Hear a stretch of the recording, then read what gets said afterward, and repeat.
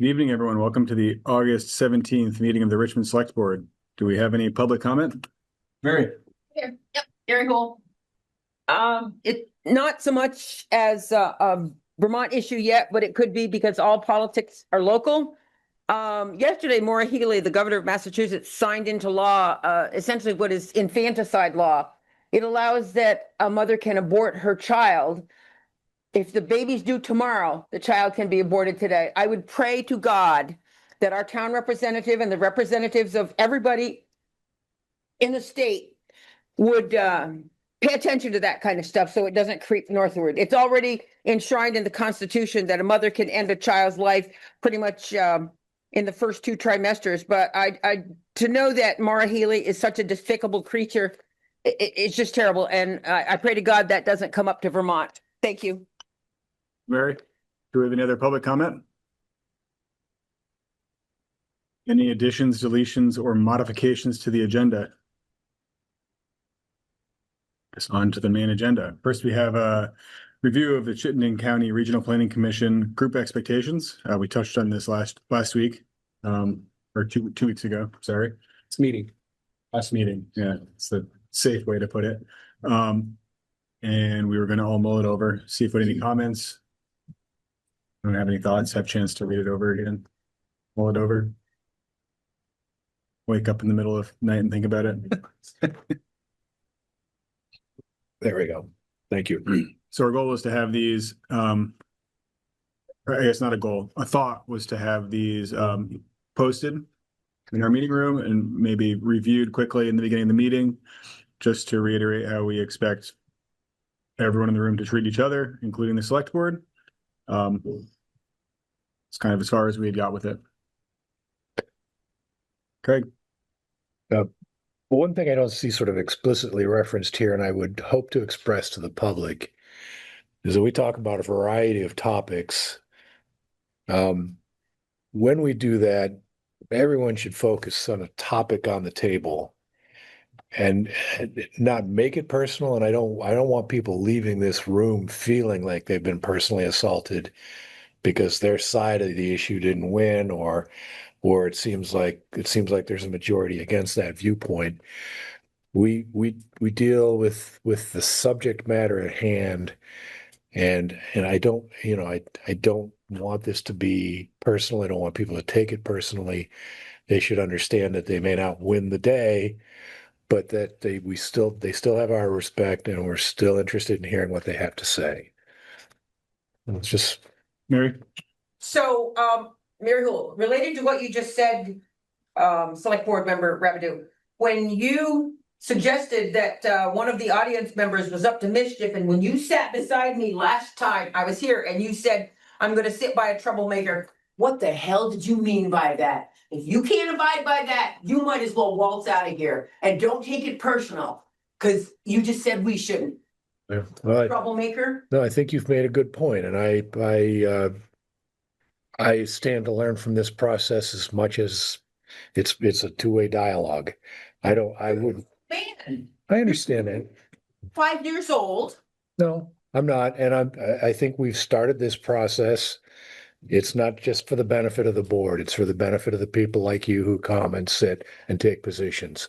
I was trying to be friendly, but it was really inappropriate. If the way I put that to you, if you took offense, then I owe you an apology. But in the main, that's why we're going through this process. Is we don't want it. I don't want it to devolve to what they call ad hominem attacks. And I know you're skeptical, but I think that's why this has come up. And I think it's to the benefit of participants on both sides of the table that we have a policy like this.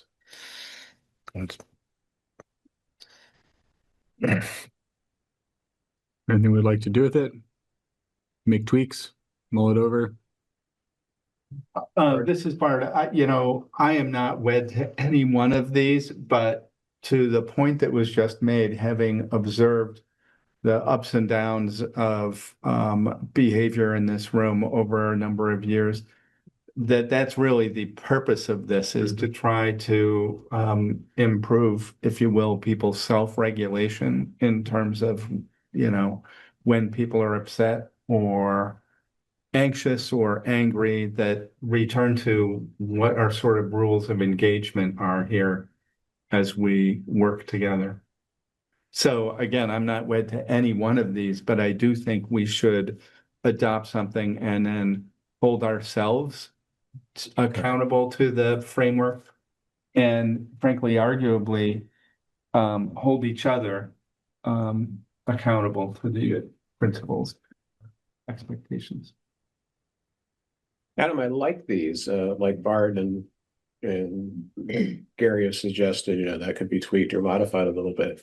But I would support this being a standalone universal code of conduct. But I think it would also be a good idea to review expectations of the meeting, keeping comments germane to the article being discussed, public comment at the beginning, items not on the agenda, but that would be a separate standalone.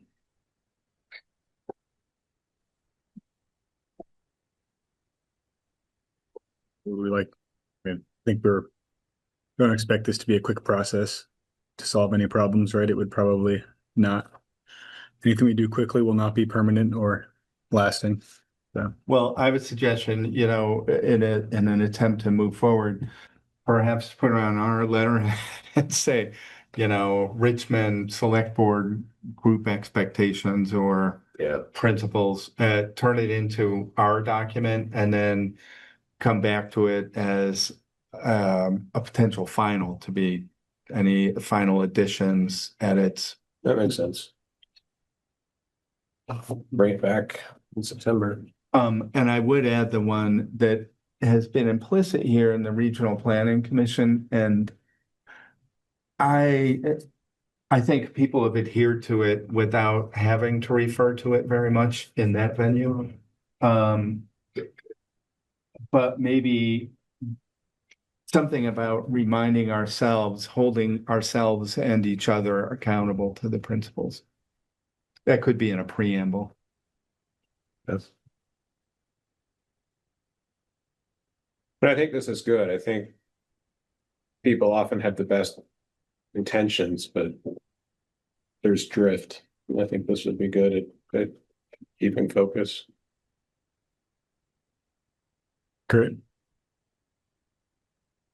So No. bring back my letterhead next agenda and see where we go from there. Great. Thank you, Josh. I did. Next, we have consideration of approval of request by Radiate Art Space to place signage in the town right of way to promote the art crawl, which is being held on Sunday, September 27th, 2026. Is there anybody here? Anyone? Oh, I see Judy's here, yeah. Oh, Judy is here. I'm here. Let's see. Okay, I don't really have anything to say except that I'm here to answer any questions you might have.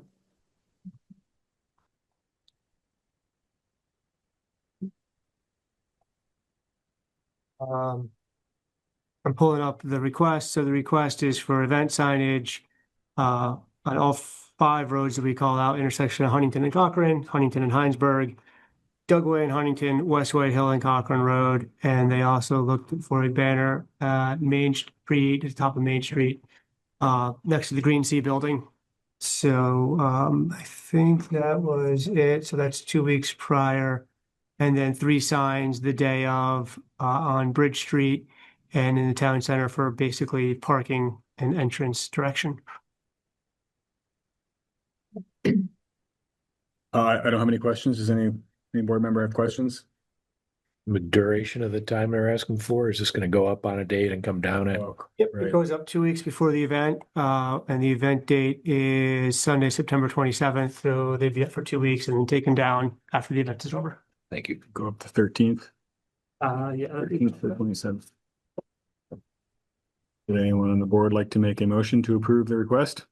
Mr. Chair, this is David. I move to approve the request by Radiate Art Space to place signs in the town right of way promoting their art crawl for 2 weeks prior to the event, which is planned for Sunday, September 27th, 2026, and to allow them to place signs the day of the event at the town center in the corner of Bridge Street and Church Street.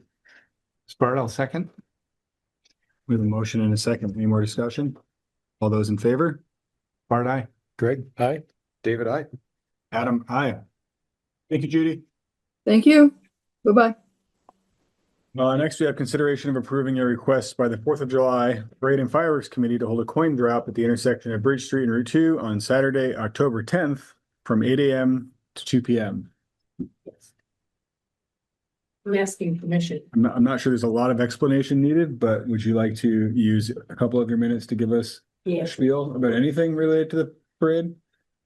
We had great this year. We're looking for more public support, not really support, interaction, I guess, or participation. But help, yeah, help. I mean, there's so many businesses in town. Or one of our surveys says, why was there only one float? We're pushing to do all we can, and we're looking for another coin drop so we can have more funds to help do some of these things, to keep it free for some of the kids. Or for any of the kids. And some way to keep it going. We're on about 40, well, been going a lot longer than that, but official 4th of July committee started in like 82. It's a while. Yes, so we're just trying to keep it going. Art, your question? I thought first we just sort of set the stage that costs have risen pretty significantly in recent years. So that's one variable for folks to consider. But I was also going to ask if you have a sense of this, how much we earn in the coin drop, and how many people donate? Like, is it a high percent, a low? Probably 80% of the few that went through the intersection. And it's at a buck a head. We had $970 worth of $1 bills. Yeah. Even if they're just people with $1, whatever change. Out of state people, in-state people. That's why we used to do it on graduation of Mount Mansfield, because we had no people.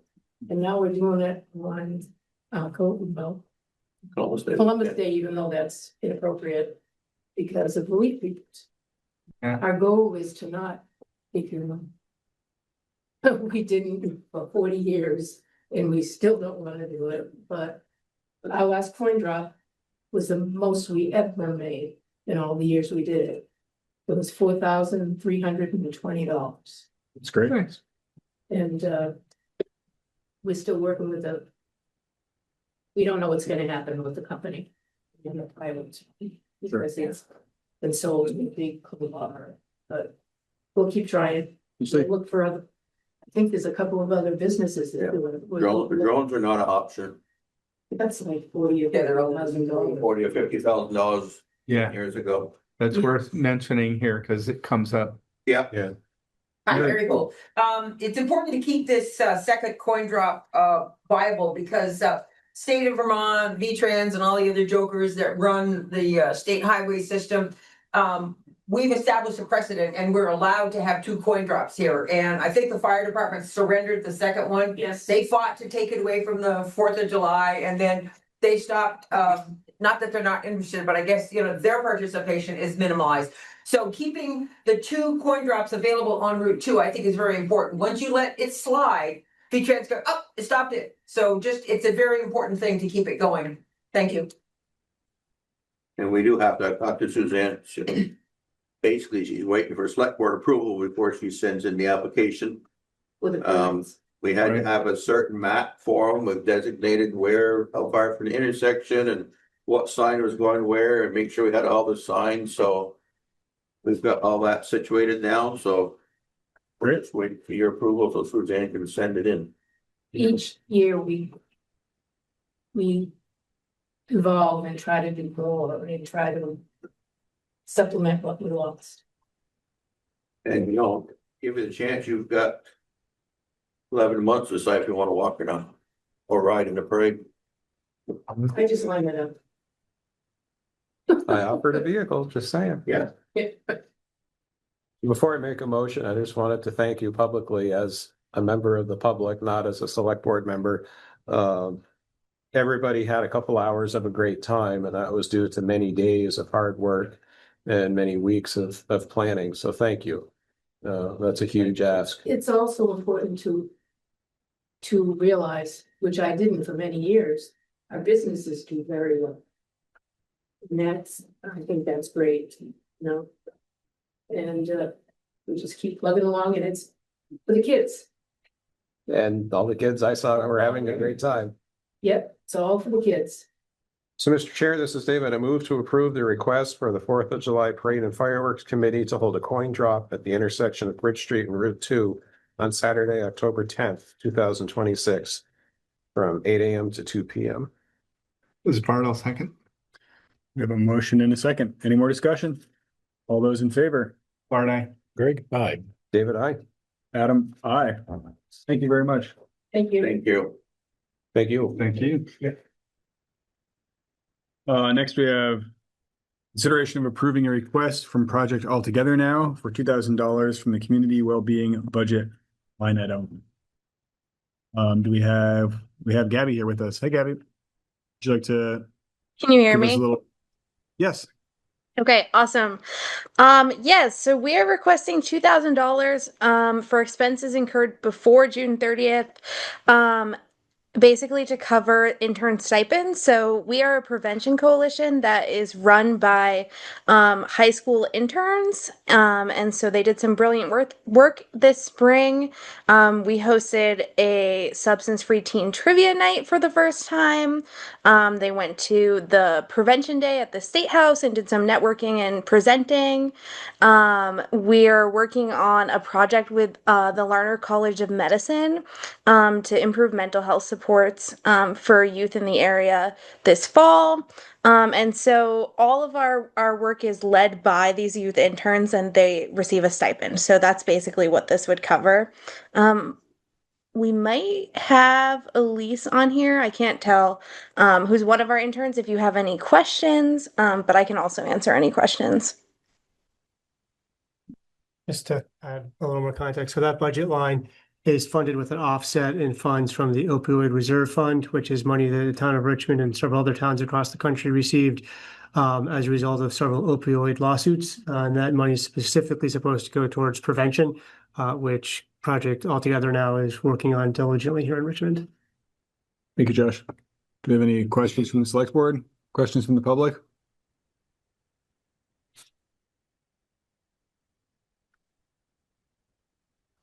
Would you like to give them the money? If there are no questions. Just quickly, how many clients, if we can use that word, do you see? And are you strictly in Richmond or are you spread out around the county? Yeah, so we're just Eastern Chittenden County, so we're very close. We work very closely with the MMU school district. And so all of our events are primarily for people in those towns in the school district. We are majority, or we serve, a majority of the people we serve are from Richmond just because that's the demographic of the region. Okay. Great. Thank you. Thank you.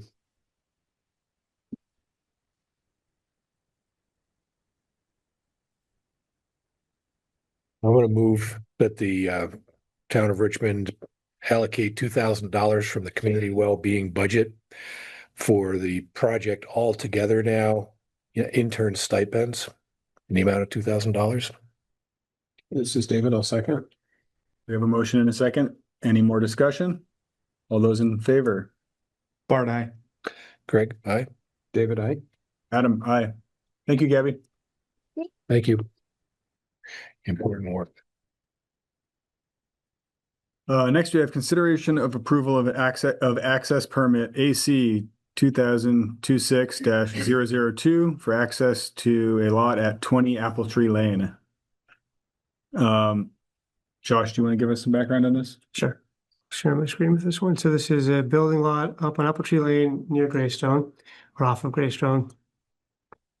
As it pops up here. So This here is Greystone Drive. This is Apple Tree Lane. This is the lot here. It's very small amount if it's actually buildable, sort of in this footprint here. So they have sort of limited spot for where they can put their access. Where they staked it out, though, Pete went and looked. They have 75 feet? Yes. Looking this way, as long as a few trees are cut down here, they can see up this road 275 feet before they turn and get to the driveway. And they have full line of sight to the bottom. There's a cul-de-sac just below here on this area. So line of sights are good. It looks good to Pete, and this now comes to the select board for their approval. So is this access permit conditional on those trees being removed? Yes. Okay. Any more questions? Someone like to make a motion to approve? Adam, this is David. I move to approve access permit AC 2026-002 for an access to 20 Apple Tree Lane. Bart, I'll second. Any more discussion? All those in favor? Bart, aye. Greg, aye. David, aye. Adam, aye. Next we have consideration of request to create a no parking zone on portions of Dugway Road that run along the Aldrich Farm property in exchange for providing the town with an easement for repairs to Dugway Road that are necessary due to damages from the 2023 and 2024 floods. Josh, do you want to give us, Andy here with us today? Yeah. Give us an update. With Mr. Aldrich with us. So this was talked about at the last select board meeting. As we said, the town needs an easement from Mr. Aldrich to do some work to repair damage from the 23 and 24 floods on Dugway Road along Huntington River. Most of it's in the right of way, but the toe of the slope is on land owned by the Aldriches. We do have a bit of a clock on this one. At the last meeting, we had a completion date of end of November. We've talked to Vermont Emergency Management. They're willing to give us an extension for 6 months. So that would give us the end of May. However, we do still need to get most of the river work done by the end of, or all of the river work done by the end of December. We have an extension from Vermont Rivers Association, or Vermont, the Rivers Management folks in Vermont, for the exact name. Usually it's early or mid-October that you have to be out of the rivers by, but they have allowed, because it's emergency work, to give us an extension until the end of December. So the goal here would be to secure an easement, open the bids. It is out to bid right now. Open the bids once we have the easement secured, hire a contractor and get them in to at least get into the river prior to December 30th, and then work throughout the winter and spring to rebuild the road. It is work they can do in cold weather. There's no concrete pours on this. It's simply building back up. So that's where we're at now. Last time we spoke, we looked like the Aldriches really wanted a no parking area. I'm going to share my screen here. On Dugway Road, and we talked quite extensively about the reasons why. So that would be these yellow areas where their property essentially butts the river. Is requested area. The red is the current no parking zone over on Dugway Road. Did have a conversation with Chuck Gilroy this morning. He said that I think technically these lots over here extend across the river. So there's not technically road frontage perhaps on the Aldrich, but I think that his request, he can speak for it, but I think they still want that basically where their property is right next to the river. There's a small sliver of neighboring property, it seems like, but that's his request.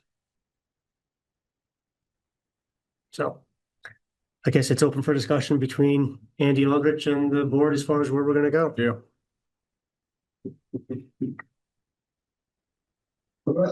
I'll say this, a couple of things.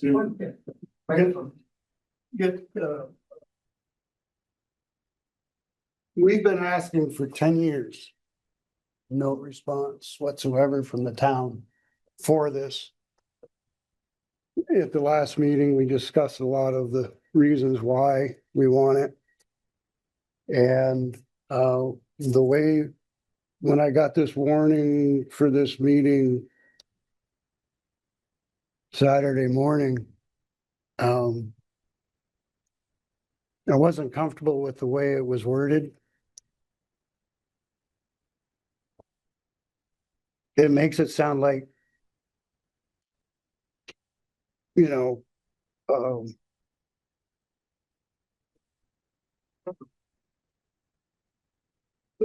not the way it really is. So for this issue being around for 10 years and The only time, this is the first time that I actually feel that we've been heard. This is the first time that we feel that, maybe there's a little bit of acknowledgement to the issues. To link them to your need for the right of way is the part, as I said at the last meeting, we didn't have a direct link between, you got to do this, or we're not going to do that, or vice versa. But so I came with the way it was worded that you had a proposal in mind to us as to what you were offering. That's the way I read into that. So, with specifics. Because I, as I said, it's two items that have gotten linked together because nothing's been done for 10 years. And now you need something. That's a sad story in itself. Just to say that, well, we'll pay you with a no parking zone. There's no details to that. Yeah, I mean, yeah. I mean, there has to be details to that. There has to be The part we struggle with is that the process for committing to the no parking zone formally on paper is close to a year long. So it would be pretty disingenuous. We would be lying to you if we said we can give you a no parking zone. Because of the ordinance change in the process and the potential for a petition to undo the ordinance change. I mean, there's a good chance that we can commit to it in good faith and still not be able to follow through. And I guess personally, I don't think that's right to formally commit to you that we would be able to guarantee you this ordinance change in exchange for this, knowing that there's a good chance it's out of our hands and it would fall apart. I mean, yeah, I would feel like we misled you if we were to try to put something on paper that guaranteed you this ordinance change, because we can't guarantee that, I don't think. I'll add, I appreciate your comments about these things not being necessarily connected. But I will observe on at least several, if not numerous occasions, property owners have come to us and said, in exchange for this easement, I want that. That is a really common approach for a property owner to take in interactions with the town about, if you want something, a quid pro quo, what do I get? And other times people are just like, whatever. Sure, I've done that before in my life. I did it with the state of Vermont once. Then coming to mind, I can think of two towns where I've done that. But things went more congenially. Yeah. Weren't just thrown aside for year after year. And that's that part of it. I would probably guess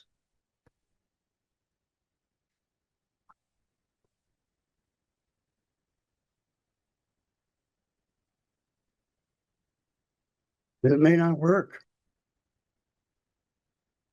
Which might not work. For either side.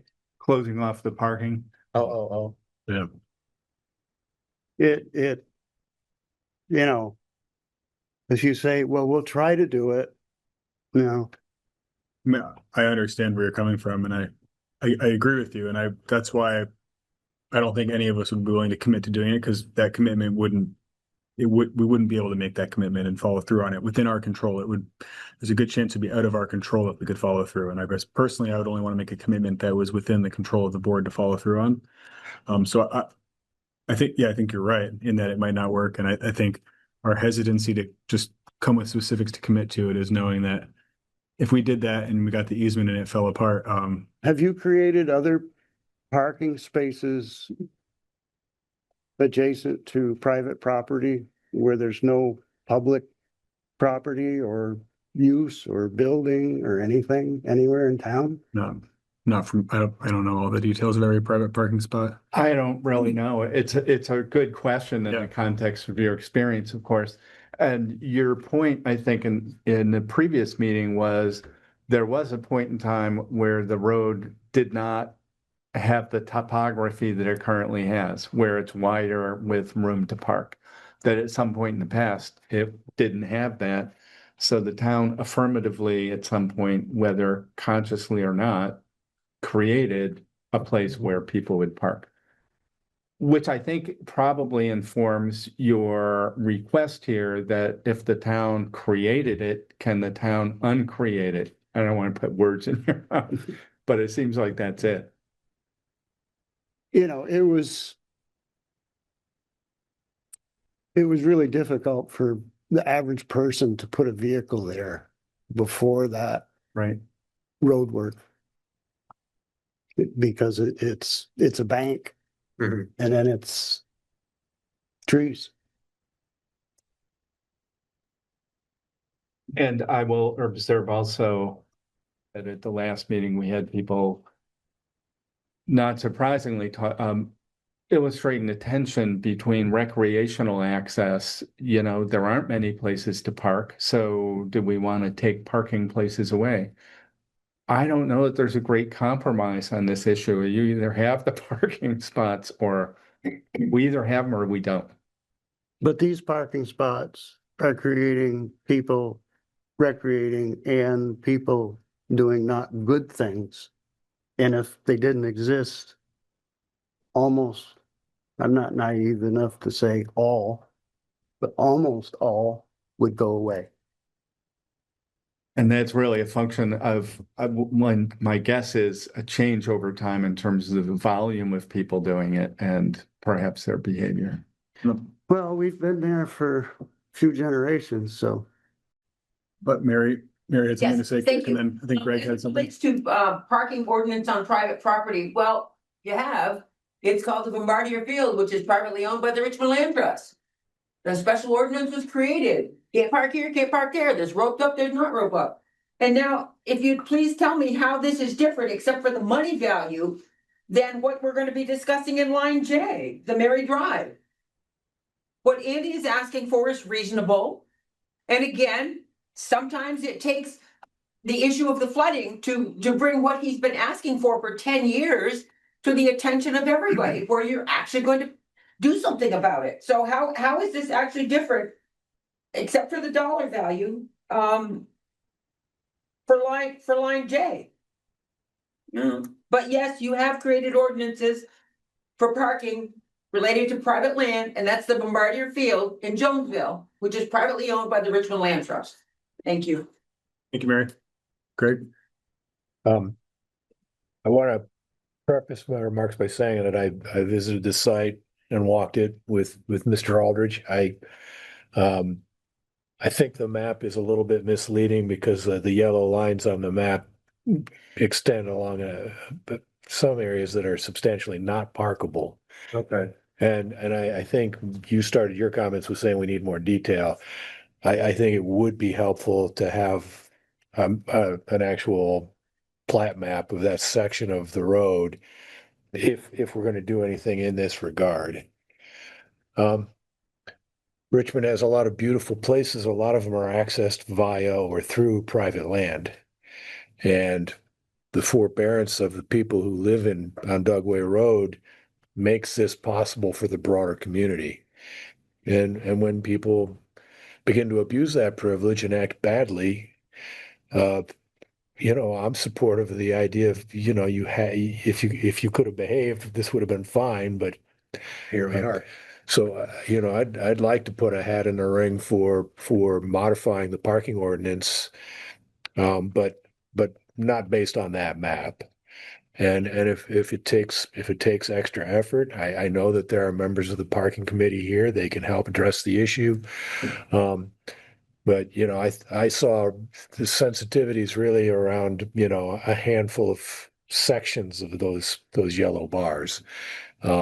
Immediately in front of your brother's house, for instance, or in the area around the sugar house. Most of that section of Cockridge Road drops from the edge of the road drops straight down. That's why we're in this mess. And I agreeing with Mary here. There may be some distinctions to be made between these various properties, but if the town needs something from you and this is your opportunity for a quid quo pro, I don't think there's anything dishonorable about that. I think that's how things work, and we are receptive to that. We have in the past tried some things and people got upset and overrode us, but I don't think that should keep us from trying at least. Especially understanding, that part of what makes part of what makes Dugway Road such a special place is the people who have been living up there forever, who've taken care of the land and stewarded it. I think that perhaps not an outright ban on all parking along your frontage. I don't know how practical that is. I'm not sure how necessary it is, but I think it's reasonable for us to try to take a step in Mr. Aldrich's direction, especially since we need to deal with this other issue. Adam's being as honest and forthright with you as he can. That we might go through this effort and get kneecapped somehow, but I don't think that's a good reason to not try in this instance. I think a lot of the people who are using this resource are younger. A lot of them are coming from out of town. Richmond is a magnet for people who want to come and have fun in the woods. That they don't always come with the ethics that the people who grow up here, who've been here for a while, understood. In the past, if you went across somebody's land, you asked for permission, and those kinds of values sometimes get lost, when you're 18 years old and you've had a couple of tall boys. And so anyhow, understanding the desire to make these natural places accessible to all the citizens of Richmond, I don't think it should fall on particular citizens to suffer for it. And if Mr. Aldrich is saying this isn't working out for him and his family, then I there's something in me that wants to try to find relief there. You and I discussed ideas on the spot that didn't seem necessarily wouldn't help, like providing portalets somewhere to keep people from using your woods as a bathroom, that kind of thing. But to the matter at hand, we owe it to all the people who live on Dugway Road to get this road in good repair before it blows out like it did over there by the falls. That was a catastrophic failure. And for want of a nail, right, as they say, we need to get on with that project. So, that's where I'm at on it. Is I would like to try to find a way to make this work for you, but I think the map as we've seen it is too broad, and that if we could dial it in on a handful of spots that one thing with the map, yeah, on the south side of Dugway, at each end of our property, people park there. Yeah, and I don't have any doubt of that, but I've taken a close look at it, and a good many sections of that are just too steep for anybody to do. That's true, but what I'm saying is if you're going to squeeze it down, and the reason that we're asking for all our frontage is because if you go to the very ends of our frontage, there are places that you can pull vehicles over. And they do. I was just going to observe it doesn't seem to me there's a disadvantage of putting no parking in an area where you cannot park. Right. If you can't park there anyway, putting a sign that says you can't park there doesn't seem to me to be overly intrusive or. Yeah, I understand that. I just think when you look at the map, it looks like a huge ask, and in truth, you're not asking for that many parking spaces to be voided. I know there are people who can speak to that issue better than I can. I'm just carrying forth sympathy for your position on the matter, and a sense of commitment to making sure we get to this road project, and so those are my thoughts. Just real quick. Josh. Just to follow up, so as we said in the last meeting, I didn't recap it. This is only about 5 or 6 parking spots. Yeah. So I think there's a few up in this area and then a few across the street here. But Mr. Aldrich's request was border to border of his road frontage, and yeah, there's not parking in the majority of It's not those. acceptable. So it's about 5 or 6, if that helps people conceptualize what the real ask is. Good. Like what? Yep, yeah.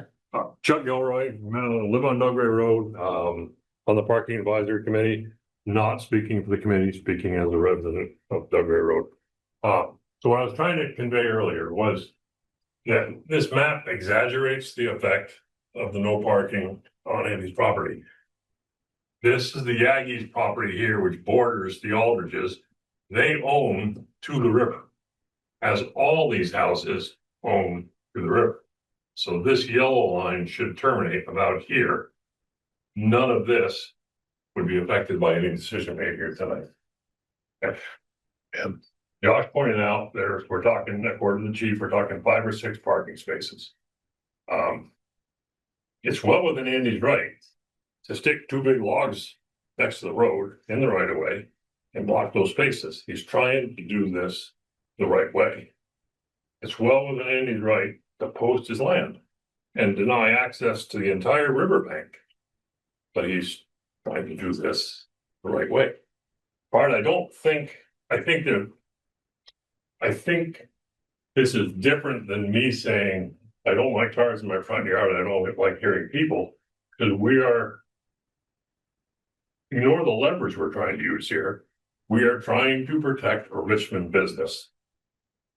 We are talking about somebody who runs 2 agricultural businesses in an agricultural residential zone. This is no different than Chuck Farr or Dave Conant coming to you folks and saying, these cars are parked here and they're interrupting my ability to make a living. So I think you can tell me when I come to you and say, "Bob, I don't like cars in my yard," you can say, "Andy was different. I'm protecting a business." Maybe I can give you an help here. That's my feeling on how that works. This is bigger than somebody who's annoyed by people parking. I mean, the list of things that Andy's put up with is monumental. Yeah. You know, if he was to post his land, looking at all the riverbank he owns, access to the river, I know you can't post the river, but access to the river would be totally denied for a long ways. I think Greg makes a great point. There's a lot of riverbank there. You wouldn't want to walk down to get to the river. I mean, it is steep. I don't know what Pete has in mind for guardrails, but I look at most of the section above, let's say from here, the picture of the Christmas tree woods and sugar house being here, most of the section from here to here looks like it could easily have guardrails the whole way, except for the one place where Andy needs to access that one lower field. In which case you pretty much mute the fact that you're gonna have posted or not posted. Bart made a good point. You know, I don't care if you put no posted, no parking signs where people can't park. You're not gonna lose any friends. I think really working with Andy is the best out here. I think not working with Andy puts a bad face on all of us. If Andy wants to, he gets everything he wants anyways by posting and blocking parking areas, and all of which is legal. I think we're just, I think we got to reach some trust factor here between us and Andy as far as, we're going to do our best to do X, Y, Z. I don't know how we're going to do that. That's good wording. I think that's ultimately the most of a commitment we can make, really follow through on, as we'll start the process and do our best to it. It's just, personally, I'm a little hesitant because we can't write on paper, we will make this a no parking sign. And that's, that's what I was imagining bringing to you, and we can't do that and have it be 100% honest. And so I personally didn't think it was worthwhile to bring to you a promise of we will try our best. But if starting the process and working through this in the process is laid out to amend the ordinance is acceptable to you, I think we can commit to that process. We just can't guarantee a date and a no parking. I think we've seen a lot of projects in town. A lot of them go through very smoothly, but there's always a chance that something has a hiccup or an issue. And so making 100% commitment wouldn't be in good faith. And putting my parking advisory hat back on for a second, if this was brought to the parking advisory committee, Andy, I can't guarantee you the parking advisory committee is gonna side with you. Right. I'd like to think we would, but Yeah. again, I can't make the same promise you can't make. But we'll thoroughly review it. I think we can commit to thoroughly reviewing it and Yeah. taking all the issues into consideration and pursuing it.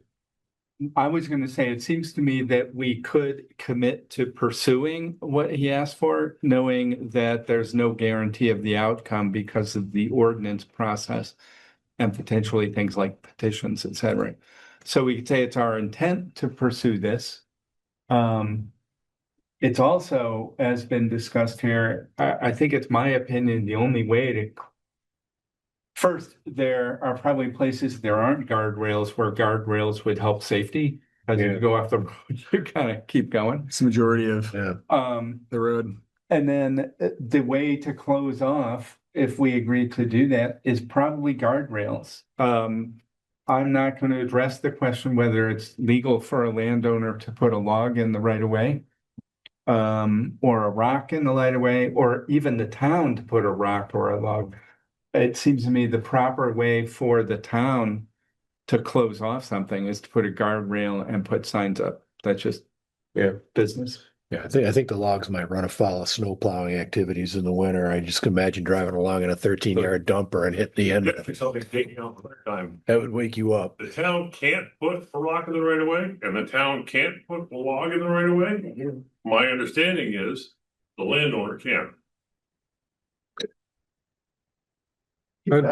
Yes, I'm Matt Buckley, and I'm also, like Chuck, I've talked to you in my capacity as a Dugway Road landowner and not as a member of the parking committee.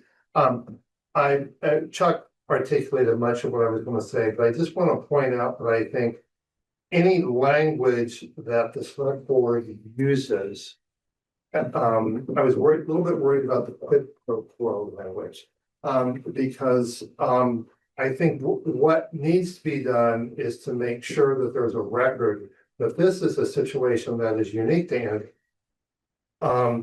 And the reason I think it needs to be clear that it's unique to Andy is because a lot of folks, myself included, I have frontage on Dugway that right now allows about 4 cars to park. And I can tell you about 40 years of the trouble that I've had. It doesn't come close to the trouble that Andy has, and I've had plenty of trouble.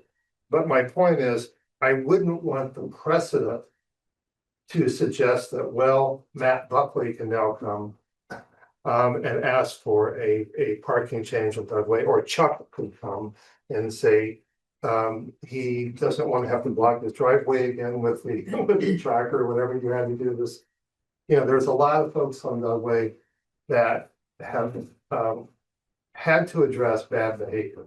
But again, I want to be clear that I think Andy's situation, it's a business, unique, it's egregious, and I'm not suggesting in any way that I object to what Andy is trying to do here. But please be careful about the language so that a precedent is not set that would open the gates to losing even more parking area.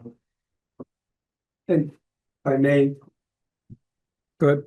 John Rankin, also on the Parking Advisory Committee, and again, just speaking as a resident, not as a committee member, that I'm going to agree with what Matt said, that it's best not to set a precedent, and that in 2023, when the Parking Advisory Committee was looking at this issue, and then changes were made by the select board along with input from the town staff, we looked at the entire Dugway Road as a whole, and with the number one goal of allowing emergency vehicles to get through, and that changes were made to have in the high use area just parking on the river side of the road. And so I think that's the best way overall, is to look at neighborhoods or particular recreational issues together, and understanding this is an unusual situation, both for the severity that Andy's saying and the town's time commitment. Thank you.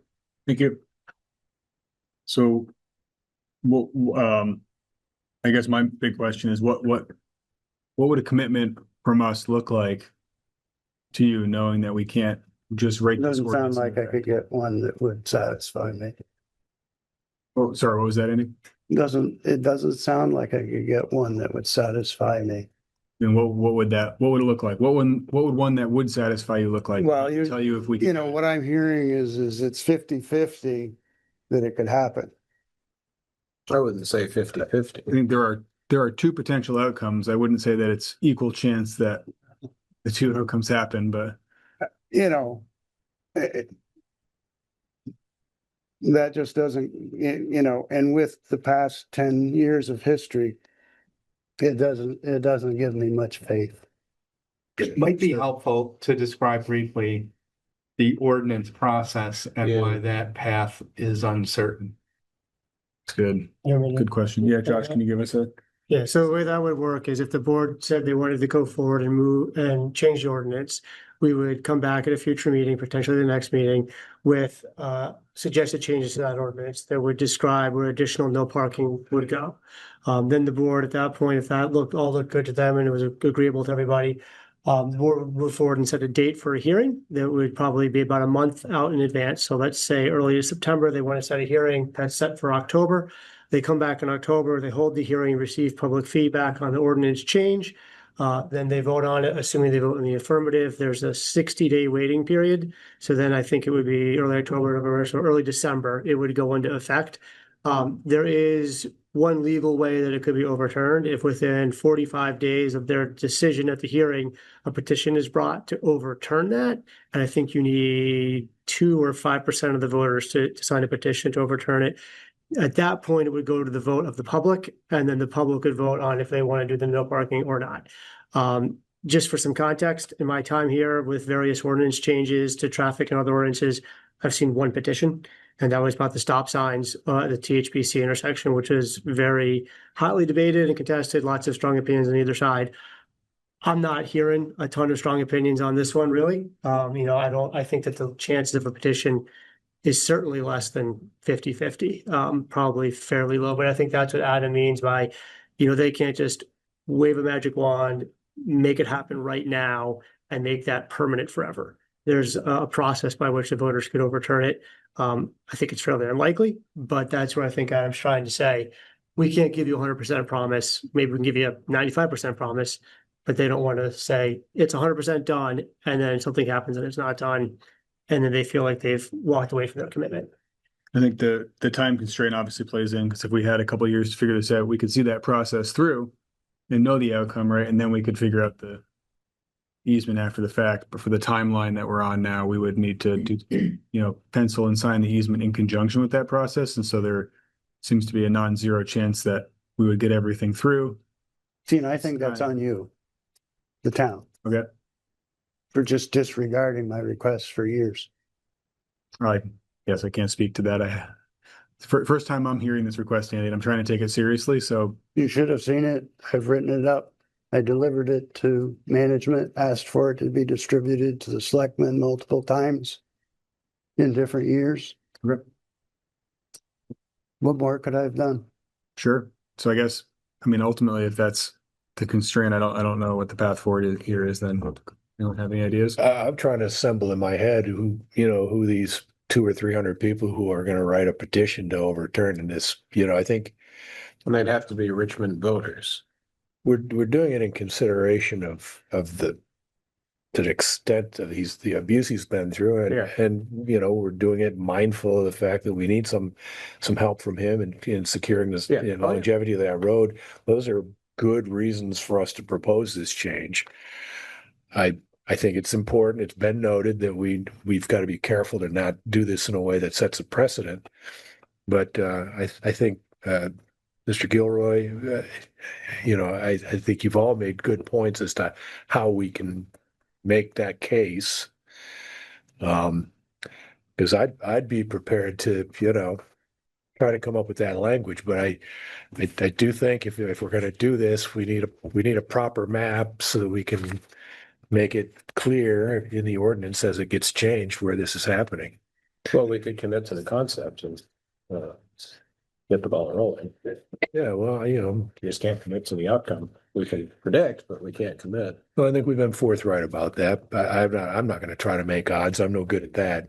I just think for the wheels to come off the bus, there'd have to be It's a very low. there'd have to be an organized group who really hates this idea, and I don't, See that happening. well, they're not here tonight. They weren't here last meeting. I'm not afraid to stick my neck out a little bit on this and say we should do this, try this, try to see it through. The stop sign thing was a surprise, honestly. We were just trying to do something temporary to see if it worked, and boy, did we get it. But that's because there were people who were all over this issue. I'm not aware of a long history of people in opposition to what you're asking for. Maybe you've seen it. I'm too new on this board to have, but I just, I'm sympathetic to the landowner and the business owner here. Yeah. Greg, would you be willing to work with Andy to come up with a map? Or I guess Andy doesn't really need to be part of the map. We just need to get a brushed up map to bring back. Yeah. So we're talking about I'd commit to that. amount of parking that's I'd commit to that. accurate. He's walked me along the road and shown me where his trouble areas are. I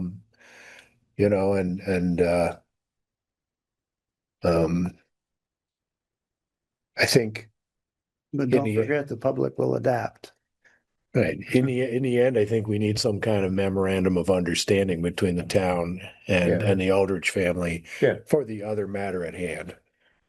And okay, let's bifurcate those issues for a moment and say we're going to deal with the parking issue and we're going to deal with the repair issue. You still have a big interest in making sure that there's access to both ends of Cochrane's or Dugway Road. I don't know why I keep doing that tonight. We don't want that road to fail, and given the undermining that's happened, if we don't deal with it, we could find the rest of Dugway Road in. Well, in the when Huntington the River. gorge was sat there for years, that was detrimental Yeah. to my finances. So given that a lot of the yellow zone, it's impossible to park anyway, are we really only talking about changing the southern yellow line to where Josh has marked off? It's a little more nuanced than that. There's a few different parking areas that are viable and obvious. And they don't total a lot of spots, but they're. If you go where the houses are, where the X's are. Well, if some of the deeds say one thing for those properties and some of the deeds say something else. If their lots go to the river, though, then we really. That's what I'm saying. Some say they do and some really can't be germane to what we're trying to do with you. Yeah. And, in that area, people do try to park. When you get to the western end, there's a whole stretch there where people do park. It's closer to the Huntington Road. Yes. Yeah. Okay. Yeah. And that's in principle tonight. Can we agree to the yellow area to the left of the red area, north and south? I mean, I think what I would really think Greg's committed to getting us a brushed up map that accurately reflects the viable parking areas that we would be eliminating. Yeah, we're told it's somewhere around 5 parking spaces. I'd really like to know what those parking spaces are and put an X through each one. If that's the outcome we're after. And then ordinance language is going to go from here to here. Right. That's what we're talking about. Right. Inclusive of those parking lots. Yeah. We would need to be really clear that, it's from here to here and it's a net of 5 or 6 spaces, because I could see people looking at that and going, oh my God, they're taking 40 spaces away. No, but that's got to be clearly spelled out for the public hearing. And supporting it by findings that make sure that it's an implicitly unique situation. Yeah. Chelsea? Yeah, hi, thanks. I wrote in the chat, but I don't think y'all saw it. I was just wondering how much the grant money is for the Dugway Road repair and when the deadline is for this to be sort of collected. Yeah, it's about a $1.2 million project. The grant ultimately between FEMA and Vermont Emergency Management cover around 95, 96% of that cost. And we really have to have the work in the river done by the end of December, which means we really have to get it going by September, or at least awarded. Quite I'm- soon. So we are. Sorry, can I say one other thing? Go ahead, Chelsea. So the reason I was asking about the financial sort of what's on the line here for the town, right, is like this is a very substantial grant. And obviously, I don't spend a lot of time on Dugway Road. However, obviously this resident has had these issues for many a year, and I feel as though I hear the lack of response, and I sort of understand the frustration there. And also the fact that sort of empty promises are just that, empty promises. And I would suggest potentially that the board make consideration to come to some sort of an agreement that you are going to pursue this traffic ordinance change to eliminate these parking spaces. And if the town does not follow through with that, there's some sort of financial compensation to this resident. I mean, one, there's many benefits, I think, to that. One, then this resident realizes the town has skin in the game and it's not an empty promise. Two, the other residents of the town recognize that if we don't do this, we're losing money either way. We're either going to lose the grant money or we're going to lose this whatever X amount of dollars that we've made an agreement with this resident. And I think, honestly, if we don't have something to back up, then it's just that it's going to be empty promises. So thank you. That's all. Thank you, Chelsea. Just a quick add. I also met with Andy for a couple hours yesterday and did a walkabout up there today. Just in case the parking advisory committee was called in, I flagged the beginning and the end of each of both sides of the road with green flagging. So if somebody's driving by and you're trying to get a scope of what we're talking about, that's a pretty good indication. No guarantees, Principal. Okay. Thank you. No, I'll go by there as long as the flagging is still there when I go by. Good luck, because you know what happens to the town signs out there. They end up in the river. I think we're committed to pursuing this, Andy. We can make that commitment. Sounds like Greg's going to get us a more accurate map so we can figure out what we're up against and accurately talk about it next meeting, convey that to the public and make a plan. That said, I think to hit the timeline with the grant funding, we would need to have an easement in place in parallel. I think I'm ready to make the commitment that we're going to aggressively pursue this and make it happen for you. But that said, that's not a finished ordinance, or I guess is that is that something you would be able to work with, or are we still too far apart? I'll take it into advisement. Okay. We're starting to get That's all I can ask, yeah. beyond skills and knowledge, maybe. We can certainly commit to everything we can do. We can't commit to the, I think we're pretty close to being able to commit to the outcome, but we've had one ordinance change that has made it clear that we can't always commit to that. we can't commit to the outcome of the variables that are beyond our control. I don't want to just lose sight of what Chelsea brought up, which frankly I had not thought of before. And I've mostly dealt with public sector contracts, which frankly don't usually have this kind of thing. But I'm sure there's precedent in private sector contracts that if you don't follow through with your obligation, you pay me X. So it was one member of the board I'm not averse to considering. Yeah, that's.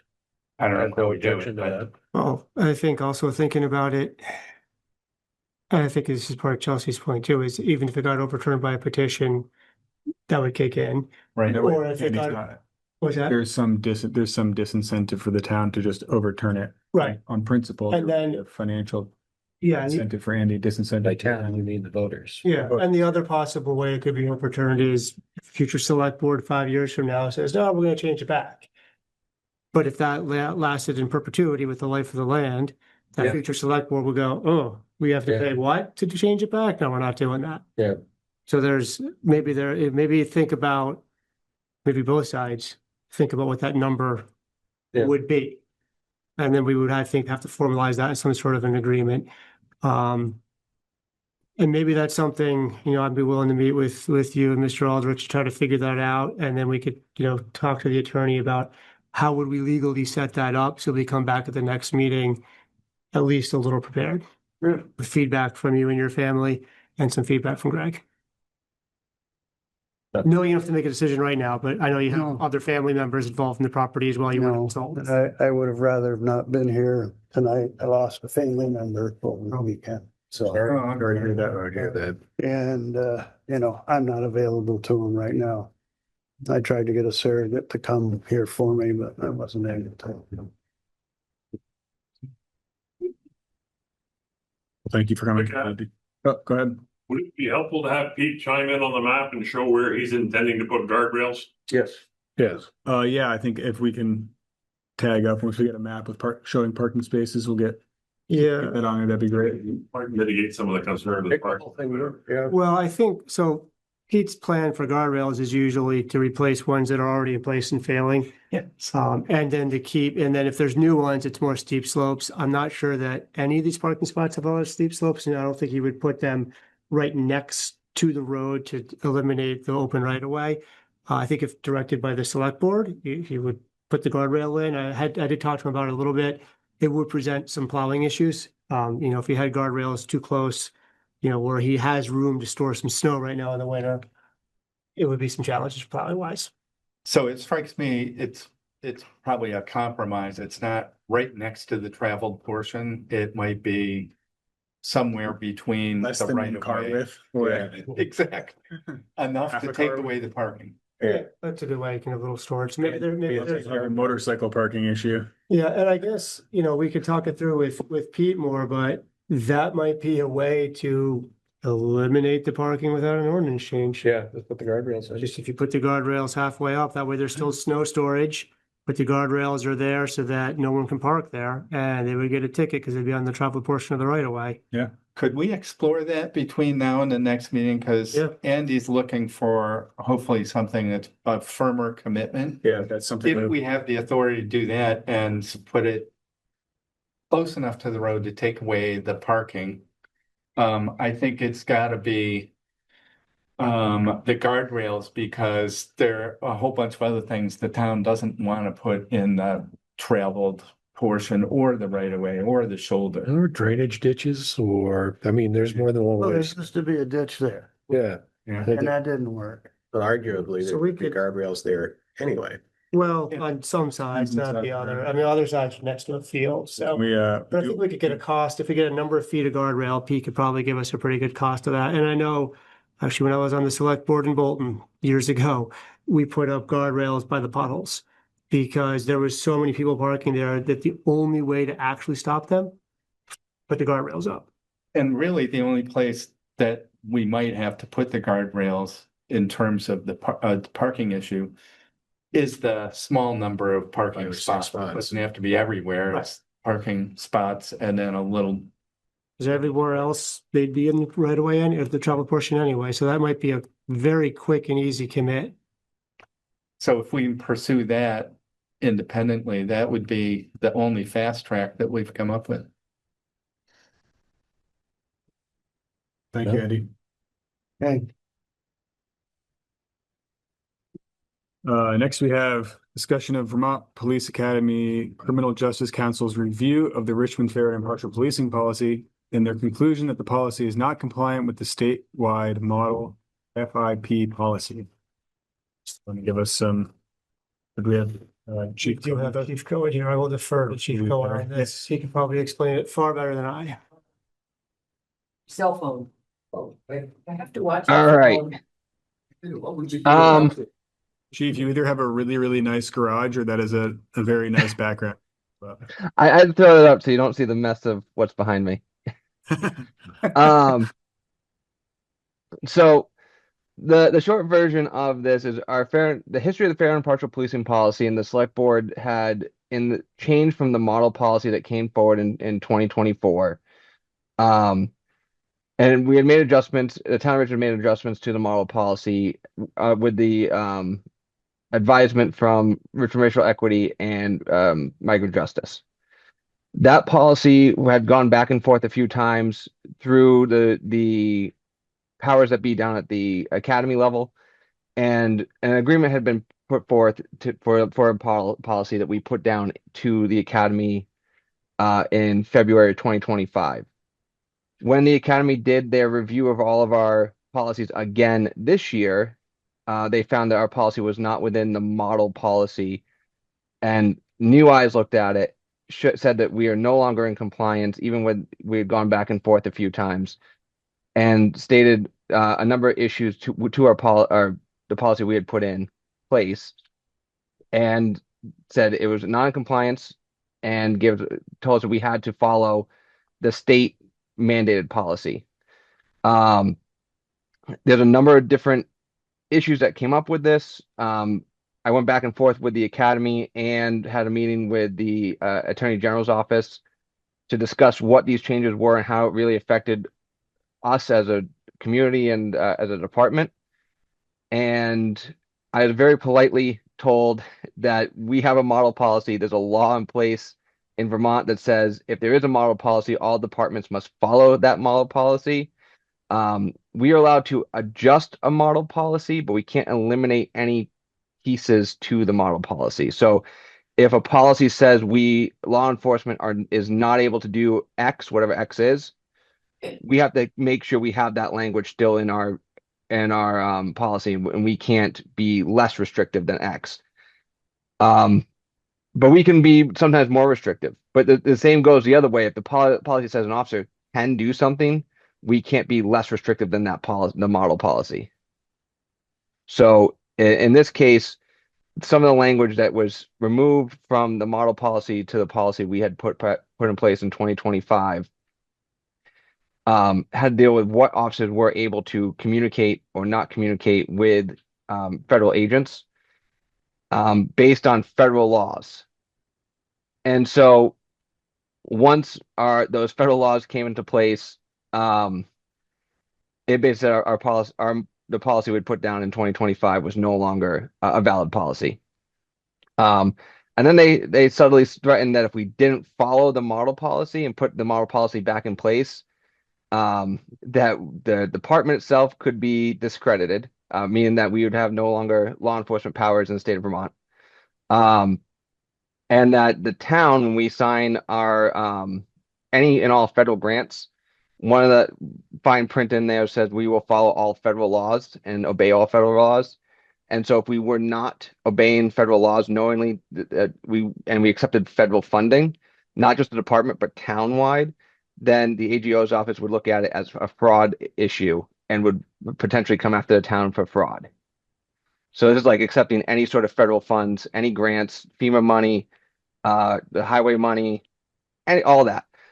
So at the conclusion of that meeting, based on everything that was discussed, I made the determination to work for the best interest of the town at large first and put back in place the model policy, the fair and impartial policing policy, and give you guys the update of this is what's happened. And then if we want to move forward with any changes to that policy, I would suggest we come up with a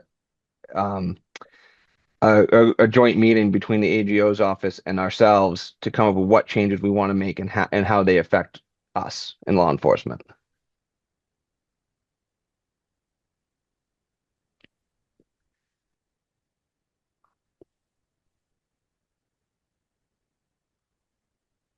Question. So who's this group that's telling us that if we don't do it the way they want to, they're going to take our federal money away from us?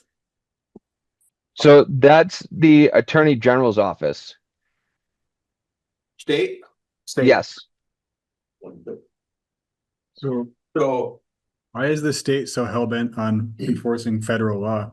Yeah, because that part I am not aware of. I mean, they're getting it shoved down their throat, for lack of a better term, as well.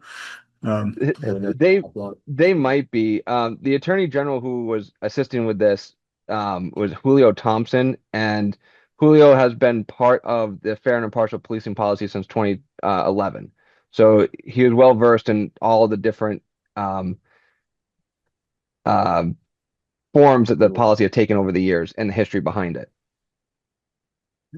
that also implies that this wasn't a change of leadership that led to a knee-jerk change as well. There was some reason behind it, for better or worse. Came from top down. Hard. I was only going to observe, I think the authority derives from the Criminal Justice Council. Yes. Which has statutory authority about a bunch of things. So it's not just an attorney saying something, it's an attorney interpreting federal law under the parameters of the Criminal Justice Council. And I will admit, I can't adequately define the authority and role of the Criminal Justice Council. But my memory is it is significant, is it not, Chief Cohn? It is. So they're the underlying authority for all of our law enforcement accreditation. And basically, if we're not accredited as a agency or an officer, then we don't have the authority under state law to enforce the law.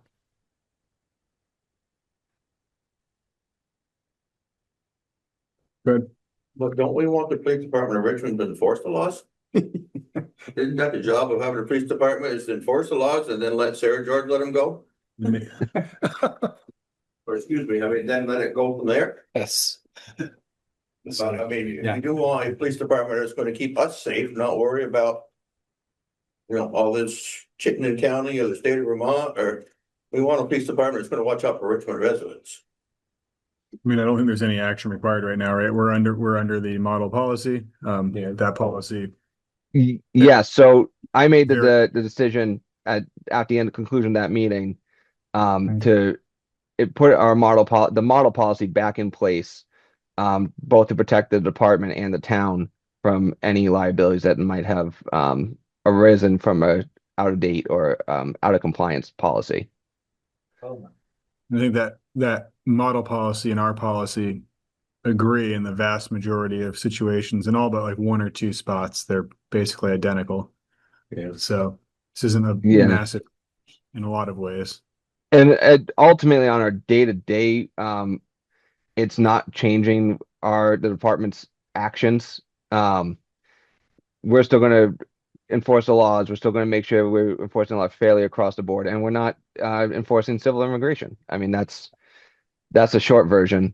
The policy itself has a whole bunch of nuance inside it, where there are some times where there's people who can make arrest, not make arrest, etc.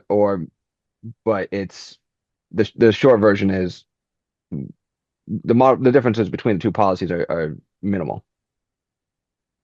Hard. Chief, this is, not controlling, but I think is perhaps relevant and of interest. Do you have a sense of how many police departments in the state have simply adopted the model policy? It's a vast majority. I only know a handful, maybe, that have adopted something other than the model policy. Thank you. Connie? Hi there. My name's Connie Vanagan. I'm a resident of Richmond. I'm also a member of the Richmond Racial Equity Group. This group has been part of developing and adopting different versions of the fair and impartial policing policy. And first of all, I commend Chief Cohen for protecting the interests of the town and the department. That seems like a very reasonable course of action. But a policy is a policy until you change it. And what I'd like to suggest to the board, and especially to Chief Cohen, is that we again work together on understanding what we can adjust in the policy, and to include migrant justice in that, as they have some well-informed advisors on the FIPP. And I'd like to do it soon so that we can, not let this languish, but come back and say together, here's what we think we can do or what we can't do, just to give us an opportunity to look and think about it together. So that's a request that members of the Richmond Racial Equity Group are interested in. Thanks for listening. Thank you, Connie. I agree that if we want to, and I would put it more towards the will of the select board at the moment. If we want to go down that path, just because of the potential implications to federal funding and or accreditation. But if we do want to go down that path, to have the meetings, go through the process of seeing what changes in the policy we can, but not put it into place until we have an agreement from both the AGO's office and the academy before we put a policy like that, any changes to the policy in place. Yeah. It's a very reasonable process. What does the select board need to do to here? I guess I'm not really clear on. Well, the issues are laid out really clearly in Christopher Burkett's letter. Yeah.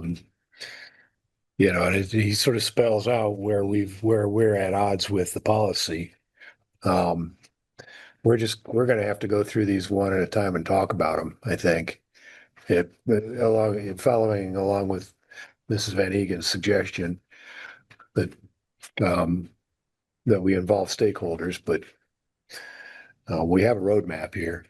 I don't think we want to do it in the context of this meeting, but. Josh. And to say, to back up what Connie said, I think that the last few times we've looked at this policy, I found it helpful. I think the board found it helpful to get some feedback from Richmond Racial Equity and Migrant Justice. They usually had some key points that they zeroed in on, and that helped kind of focus the conversation for the select board and for the police chief. And then through that process, the board was able to say, yeah, these are what's really important to us. It's what's important to the community. And then we engage in the conversation that Chief is talking about with the Criminal Justice Council. But I think Connie and the people she'll reach out to, I think they'll provide a lot of good and valuable insight to the board. So we'll follow up at a future meeting and dedicate some more time to it.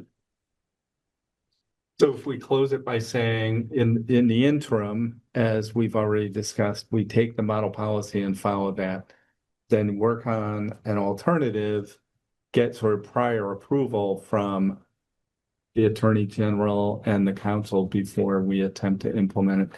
I'm going to observe that might take a while with the back and forth. Yeah. Some of these are just structural, sort of compliance issues, which really aren't controversial. I think the ones where we need to exercise additional effort are those that sort of speak to issues of racial equality, civil justice, those very pointed parts of that. Yeah. But so I don't think we necessarily have to fight for each one of these enumerated changes, but there are some that I think are worth putting some extra effort into. Yeah. Great. So thank you, Chief. Thank you, Connie. Okay.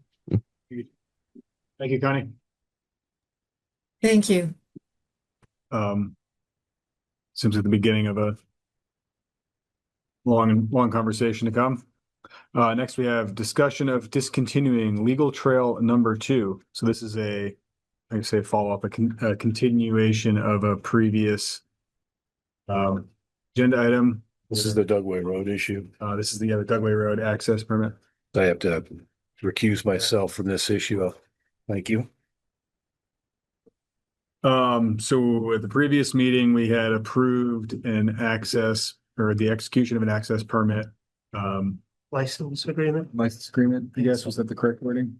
Yeah, license agreement to allow for a driveway to go on legal trail number 2. It was a former class 4 road that was downgraded sometime in the 2000s to a legal trail.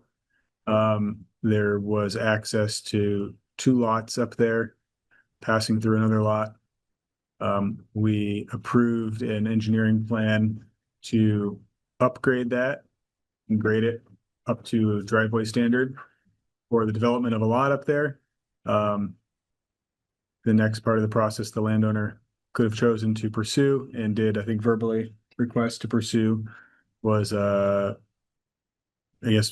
up the legal trail number 2. So the town giving up our rights to the road as a legal trail. Do you want to give us some more? I mean, I don't know. What are the important parts to talk about here? Yeah. There's a specific process, which I think is less important than talking about the town's history with the class 4 road, now a legal trail, and what it accesses? Yeah, so I think that is part of it. So it used to be a class 4 road. It was downgraded, like you said, early 2000s to legal trail. Right now on the map, you can see that it comes off of Dugway Road, right, sort of east of the Huntington Gorge. It heads up to two properties now that are recently subdivided, owned by Chiarelli and Rabideau. It passes over land owned by Rosen. So it really is sort of a road to nowhere at that point, other than private property. That's where the board at the last meeting was comfortable moving forward with a license agreement, which we're still working on drafting based on the recent sale of land. Hope to have that in place shortly to allow the development of the driveway to move forward. The request from Nick Chiarelli at the last meeting was to enter into the process to start to consider to discontinue the road. And there it does become a bit process driven. So there's two ways to start the process. Well, three ways. You can have a petition, which doesn't seem to be likely in this case. You can have the landowners formally requesting to hold the discontinuation process, or the select board could voluntarily say, yeah, we want to do that. We want to move forward and discontinue it. So the first question is, does the board want to move forward and discontinue it? And then if so, I was just refamiliarizing myself with the statute. The last one I was involved with on a discontinuation was about 4 years ago or so, to Williams Hill Road. There was quite a lot of information about that one, so I don't think this will be as involved. But I would want to make sure that I've got the process laid out correctly. I would double check with our attorney just to make sure that there's a lot of proper notices that you have to do. There's a site inspection, there's possibly a survey. So it's a little bit out of the normal sort of blocking and tackling for my position. So I would take some time to get that in order and then come back to the board with sort of a roadmap of when the next hearing would be, when we would schedule that, how we would have to warn that, so that all the details are ready to go and we can kind of put the plan into action.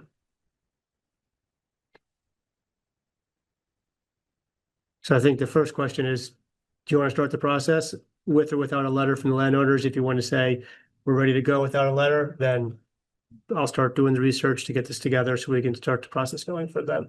I think it's based on our last meeting, and I forget the exact wording, but I think it's clear if we have not received a letter, if we make that a requirement to start the process, we will promptly receive a letter. So I don't really see the merit in kicking it down the road for 1 or 2 meetings just to make Mr. Chiarelli write a letter in requesting us restart the process. So I think it would be worthwhile to start.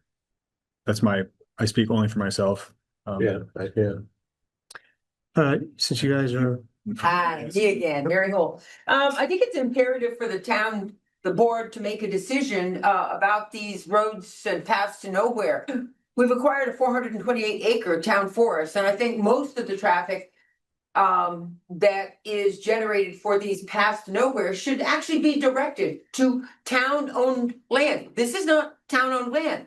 If you do not consider throwing up the trail as happened whenever it happened before for the road, can Richmond reserve the right on Mary Drive that you guys might be conveying this evening to also be considered a legal trail? Because essentially that's what happened. The property when it was owned by, let's see, the Noels and then Dr. Paquette and now the Rosens, and the sale of the property to the two folks who currently are hopefully considering building huge properties up there. You really need to consider backing out of all these that we no longer have ownership under. You don't need to be concerned about maintaining it. You don't have to be concerned about liability. If you give up all of the legal trails, essentially that are trails to nowhere, I think that's not a bad thing. The path beside my house will be extinguished because there's a limit to it. That too is not town land. But when I go to the trails meeting this next week, all these trails that are not on town land still seek money for funding. So if this is exhausted or given up, thrown up as a legal trail, you don't have to put another dime into it. It's going to be the responsibility and hopefully the perfect outcome that the owners of the property of the road will own it, and they can restrict access and put a log across it if they so choose. Thank you. Thank you, Mary. Pardon, David, do you have any thoughts, questions? No. No, I'll say the last legal trail experience was left a bad taste. less than ideal. We don't want that. And I am inclined, I'm not sure I want to like carte blanche, like discontinue every legal trail as a fiat. I think we want to be specific about where are they, what are they? And I'm not unwilling to do that, but I think it would be, it would require that detail. Yeah. But this one, I am comfortable discontinuing it as we've discussed As am I. previously. Great. All right, I'll come back with some outlines on the process, and there'll probably end up being a special select board meeting since there has to be a site visit prior and then the actual meeting, but we'll figure out a time to do that. Great. Can we Wear your hiking shoes, can we get someone to brush hog it? It's a lot of blackberries up there. Well, You just buy a. presumably by the time we're gonna be up there looking at it, they're Snow. starting. Well, we'll see. Oh, they're Hopefully, starting construction. they're starting construction fairly soon, ideally. So, yeah, hopefully we can get this done in the autumn as far as the site visit. You know, it's gonna take a little bit of time to get it warned, but we'll get it going as fast as we can. Great. All right. Mary? Yeah, just as it relates to Andy Aldrich, when he has issues with folks that are essentially trespassing on his property, I think it's important to note that when somebody can abuse the land and nobody's watching, they just might do it. And I've been very successful in chasing people off my property, and heaven help the person that shows up there without permission, because I do not suffer fools well. I do not suffer fools well. I chased off somebody who's a lawyer for the land trust, which I was very happy to do. But just the idea that they have the audacity to think that they have rights to park on your property and trails to nowhere, especially with folks that might have little kids up there. The gentleman that was here last week spoke about that. If his wife and child are up there, and a trail to nowhere could lead to trouble. So it could be a trail to trouble. So I would encourage you, as you go forward, just like we had this ancient roads discussion a number of years back, all the ancient roads were thrown up.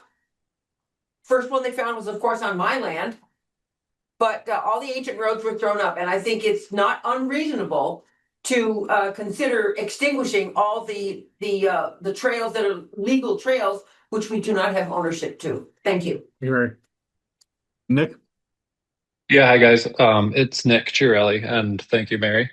It is concerning hearing Andy Aldrich and other Dugway landowners speak. I drive down Dugway all the time now. I'm always going up there and getting ready for the projects at hand, and people are parked in the road, blocking the road. There's signs everywhere. Haven't seen one tow truck. I mean, one of my questions is, what is the process to get somebody towed? Is it as easy as calling a number and a tow truck comes? I'm very curious about that. I've had a conversation with an officer who said they have towed a bunch of vehicles. I don't know the number. Yeah, I know that. Yeah. So to answer your question, Nick, we talked a lot about parking enforcement out this time last year as we were getting ready for next summer. And we looked at a few different ways for towing. We were at one point considering allowing tow companies to come up and tow on their own without having an officer there, because one of the limitations is you need an officer there to make a determination that the car is parked illegally and illegally enough that it warrants towing, not just a ticket. We decided not to authorize tow companies because they would have a vested interest, and there'd be a bit of a conflict of interest of them just towing cars. So right now our officers and the constable are up there fairly often. I think they've written probably close to 300 tickets at this point. I'm not sure how many cars they've towed, but they're definitely doing a lot of parking enforcement right now. And I know we're going to probably come back here in October, hopefully with an update and a recap to the select board of how it went this summer and maybe some suggestions for next year. Yeah, I mean, I understand the tickets are easy to write. I see over $100,000 cars parked on there, blocking the road. Nobody cares about a parking permit or a parking ticket. Sorry. I think the only way to make people do the right thing is to show that you are going to do the right thing and tow people. It's dangerous. You're driving down a windy road, you can't see around the corner. I've been driving for a while, but when my 14-year-old turns 15 soon, she's going to be driving down that road. And it's very concerning. There's cars coming the other way from out of town that drive way too fast. And there's not enough room. There's hardly enough room for one car to pass when somebody's in that road with their rear end of their Jeep sticking out way too far. It needs to be handled. and I'm completely on Andy Aldrich's side, and I feel for him. I don't have any experience Nick, we firsthand have to yet, keep but this, we're getting a little away from the agenda items. I do appreciate your input, and we're gonna bring up the parking issue again, probably again, well, every meeting. the legal trail issue is relevant because it's going to look like a nice place to park when it's a nice driveway, and it's going to become our issue very quickly. There's that people park wherever they see a spot. Right now, it's a farm road that a Honda Civic can't get up. You have to have a truck or a Jeep or something, and you still can't really see it from the road. So when it's a nice road, a 15-foot wide road that's graded, people are going to see it. So if it's our private road, we have the ability to keep people off of it. That's my point, and that's why it is relevant. All right, thank you. So next we have discussion of request for a waiver. Oh, sorry, I'm on the wrong item. Aye. I approve. Or I apologize. Next we have consideration of approving an amount for a surety to include in the license agreement to develop driveway on legal trail number 2. So at the last meeting, we approved the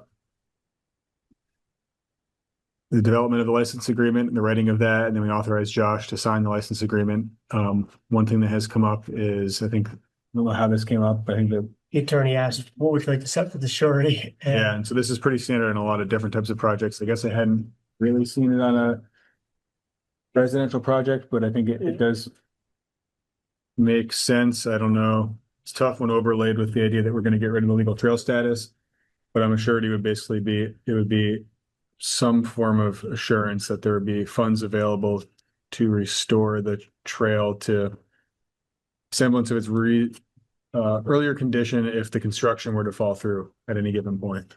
So I guess it hadn't occurred to me to set this. I'm not entirely sure we need to, but what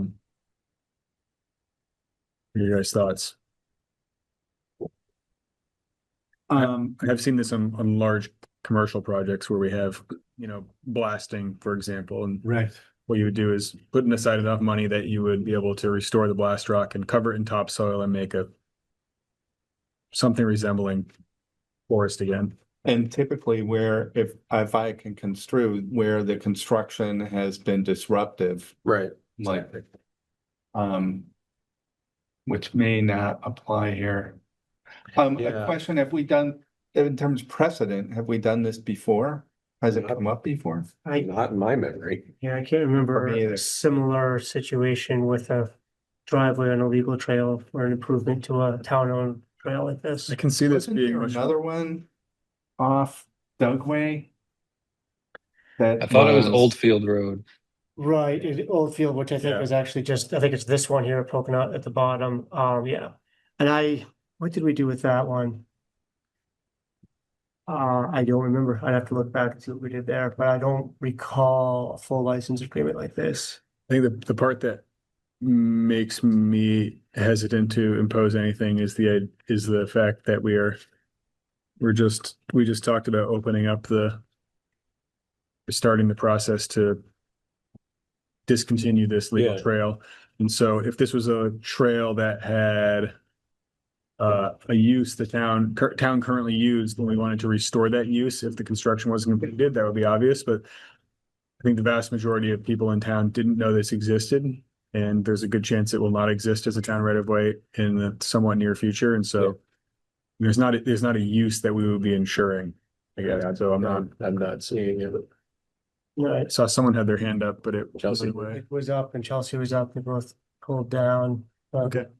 If So, that's what you guys want to do, I'll tell the attorney to just strike the surety section. I think that I would be comfortable with that. I don't know what the rest of the board would. If we're going to discontinue the legal trail and it's on private property anyway, I'm struck, what is our financial interest there? What use or what restoration are we actually ensuring with the surety bond? We're looking at it in the rearview mirror as we're speeding away. And the protections in place would be essentially zoning and permitting, right?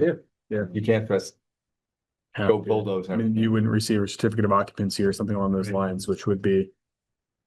Yeah, I'm comfortable striking that section. Will do. Thanks, guys. All right.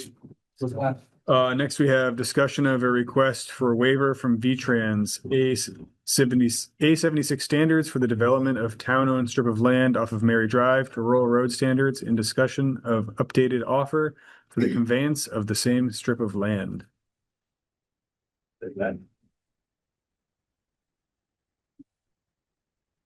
David, are you taking a break or you just Running to the bathroom. Oh, you're not recusing yourself. I heard you say something. Waited till I came back. Oh, we maintained a quorum. Yeah.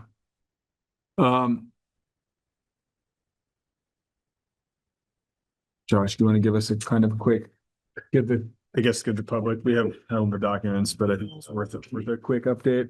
Yeah, so we've obviously been talking about this for a number of years. The most recent discussions were around stormwater management as well as the development of Mary Drive to a rural road standards for a portion of the way and to a driveway. And how that would intersect with the road maintenance agreement that the select board was looking for it to make sure that there was agreement between property owners with existing access and with Danny Pete, who's proposing to develop the lot at the end of the road, that there would be a way to maintain the road. That agreement referenced a driveway plan that turns out was not actually compliant with the A76 standards. So it looks like Danny Pete is looking for two paths forward, potentially one being getting a waiver, which would actually have to come from the DRB to not comply with the A76 standards. And I understand he just at the end of last week submitted another plan to show how it could possibly comply with A76 standards. The issue of the waiver is interesting because typically the select board would not be involved in that type of waiver if this was totally private land. And there was no town ownership at this point. That request, those plans would go to the DRB. The DRB would then look at granting the waiver or not. If they granted the waiver, then it would move forward with no input from the select board. Sort of the interest here from the select board is that it is on town-owned land at this point. There's been conversations obviously about conveying it. And there's been a lot of interest in ensuring that the existing property owners that have access from this are in agreement with the plan for the road and the road maintenance agreement. So one possible path forward for the select board is to say, okay, we will agree to convey this land with the following. I'll just have There's three we talked about. there it is. Sorry, if I might, with the following stipulations. One being that you get receipt of approval amendments to Sadler Meadow subdivision, which allows for lot 12 to be developed. This is the lot at the end of the road. You would get the receipt of DRB approval from the rural road for the design for Mary Drive subdivision amendment, which may or may not include a waiver and adherence to A76 standards. But as long as there's that agreement or approval from DRB, that could satisfy one box for the select board.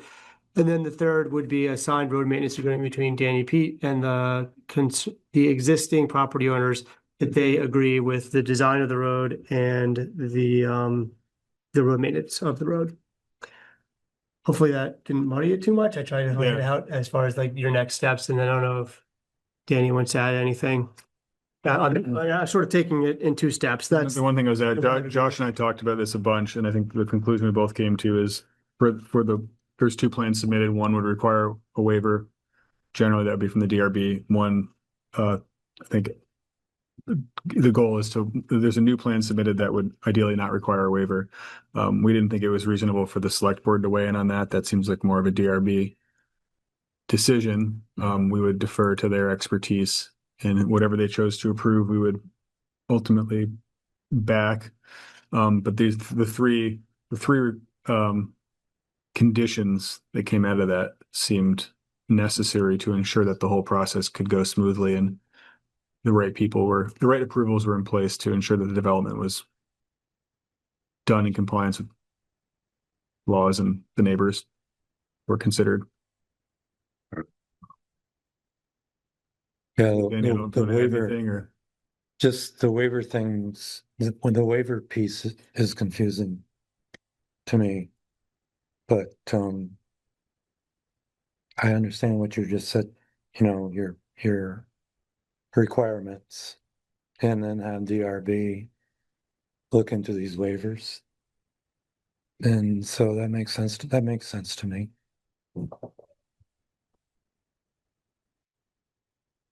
wouldn't they also, Adam, actually approve the waivers? I mean, The DRB. yeah, I think there's two plans submitted and one may require a waiver, one wouldn't. So I think that would be kind of up to Danny and the DRB to decide which plan they're going to go with. But as long as there was, what we would require is the receipt of approval of a plan, whether it's approval Right. with a waiver or approval without a waiver, wouldn't matter to us as long as the DRB approved a plan. and the idea is the DRB has the time and expertise to consider the implications of a waiver in terms of, is that going to disrupt stormwater? Is that going to like represent a safety hazard, whatever Exactly. implications? Yeah, they're much more, they're specifically appointed to review technical aspects of development projects and don't think we are. There's a second waiver that's not on the town property, lot K. It's up higher on And I the think driveway. that speaks to the part that if we didn't own this lot K, this waiver wouldn't have come in front of us either. It would have gone just to the DRB, right? The first waiver would only go to the DRB. So the waiver for the rural road standards, I think you're talking about the Hammerhead turnaround. Hammerhead versus, It's not on town-owned land, so it just goes to the DRB. Except for with the Hammerhead turnaround, oddly, that is in That's the zoning makes sense. regulations that comes back to the select board. That is one zoning waiver that the board has authority over rather than the DRB. So Can we delegate that to the board or to their board? I think only if you change the zoning regulations perhaps, but at this point, that would come back to this Okay. board to look at the Hammerhead. So I didn't include that in this part of the Yeah. conversation, knowing that that's going to I- come back to you guys in the future once he goes to the DRB. Do you have something to add? Hey, just to go over the series of events, so I'm one of the neighbors of the houses up there. Does that, Oh, can you state your name? oh, sorry, Pete O'Neill, Vice Chairman. Thank you, Pete. Does that agreement need to happen before it goes to the DRB or after?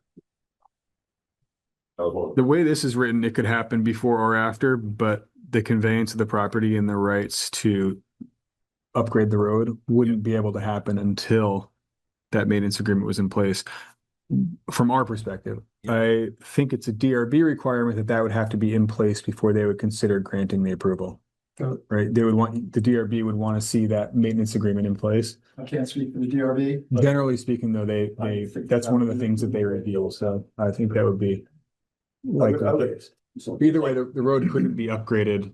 There would be a requirement that would have to be in place on our end for the road to be upgraded. And I imagine the DRB, generally speaking, would also put the same requirement in place. So even if they chose not to, that requirement would still be there for our approval.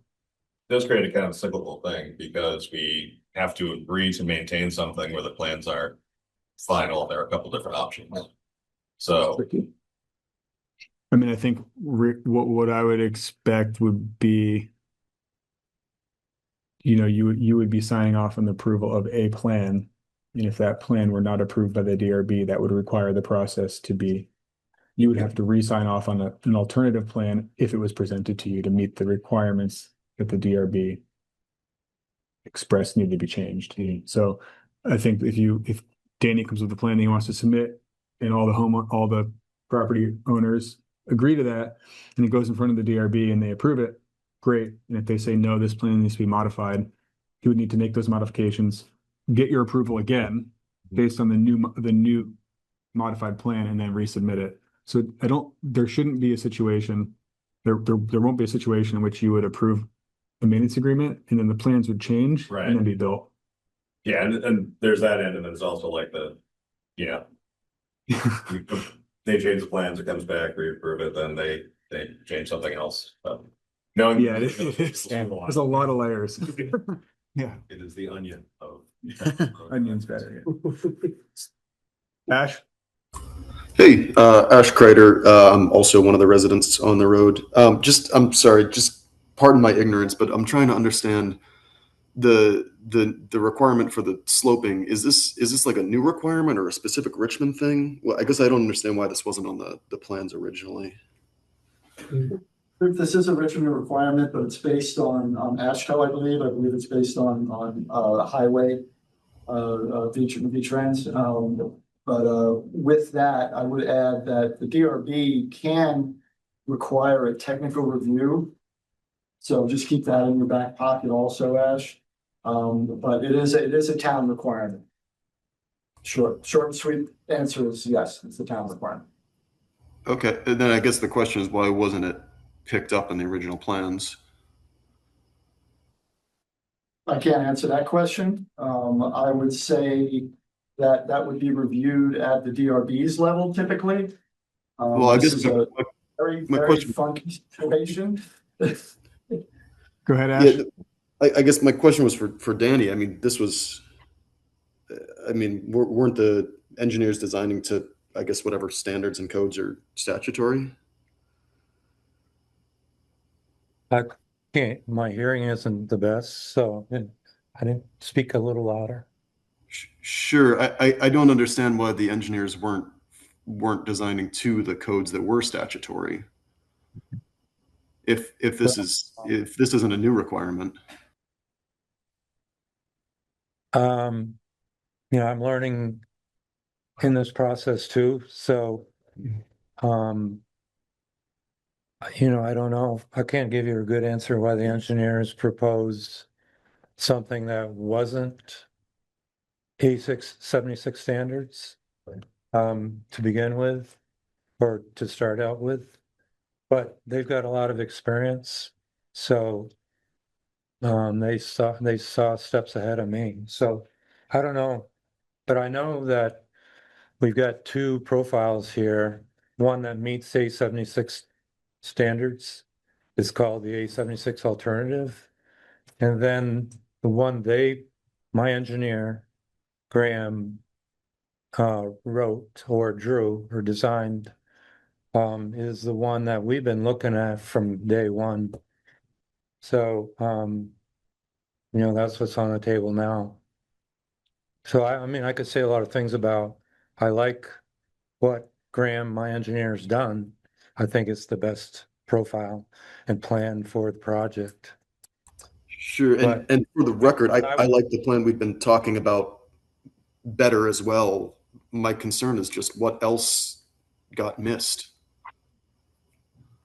Well, we got to go through DRB and everything will get overturned or put on the table. So this is a process, and we aren't even halfway through it. So I think at the end, like Adam says, we're going to have a final that everybody likes before we sign that road maintenance.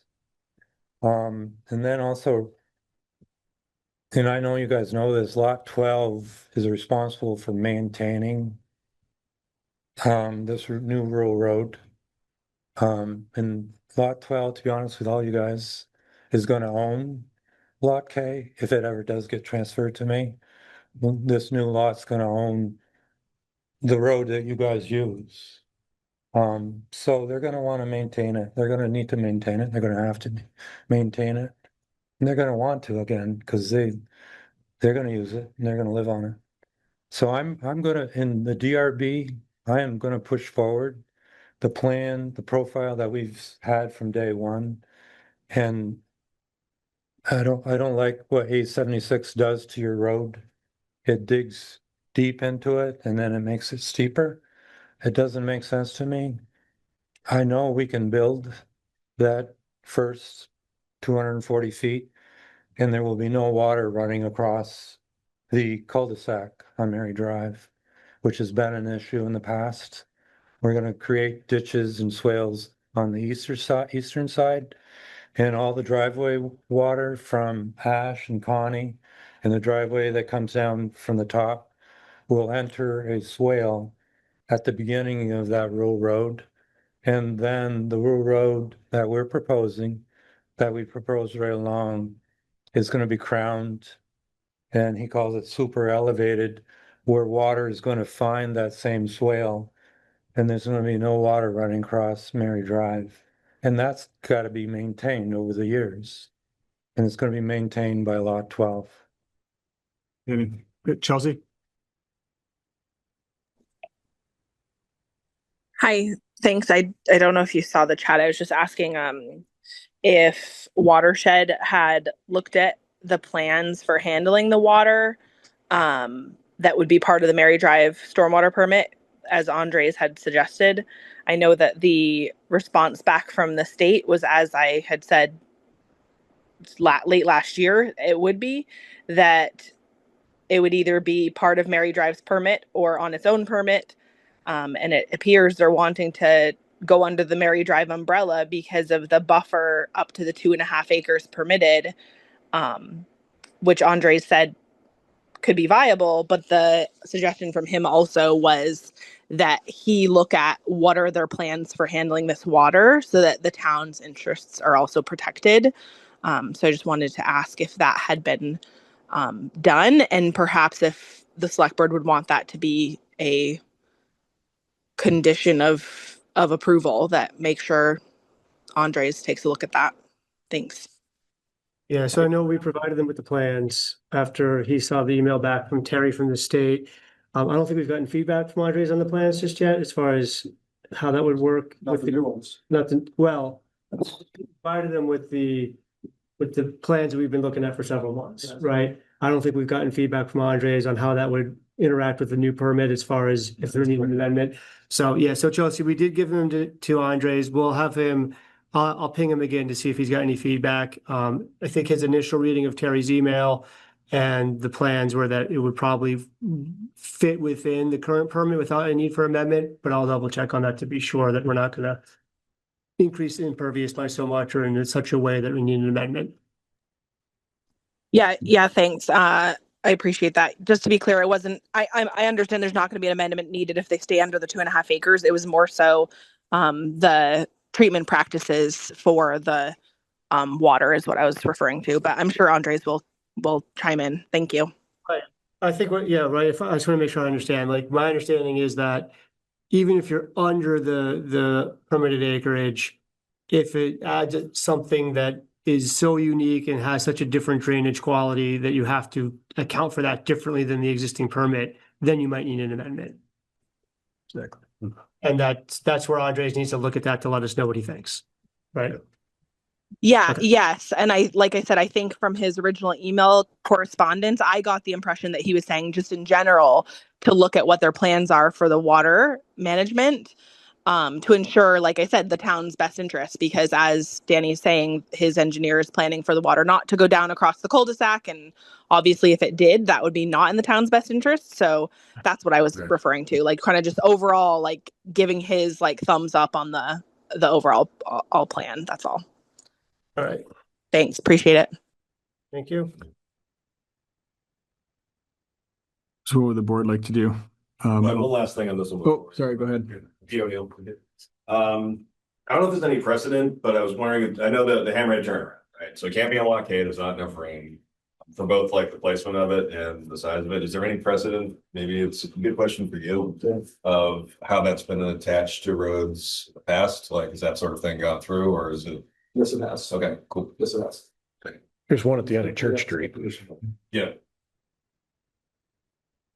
Yeah, and I've seen a couple of waivers for moving that hammerhead be approved because of extenuating circumstances. I think we've dealt with a couple, at least one recently. We moved one twice due to wetlands and stuff like that. So You have done good reason, for sure. Why it goes to the select board is beyond me. yeah, but you can't usually move them arbitrarily, but if there's a site constraint, such a wetland, or in this case, I guess a conservation easement, that would be a reasonable reason to do it.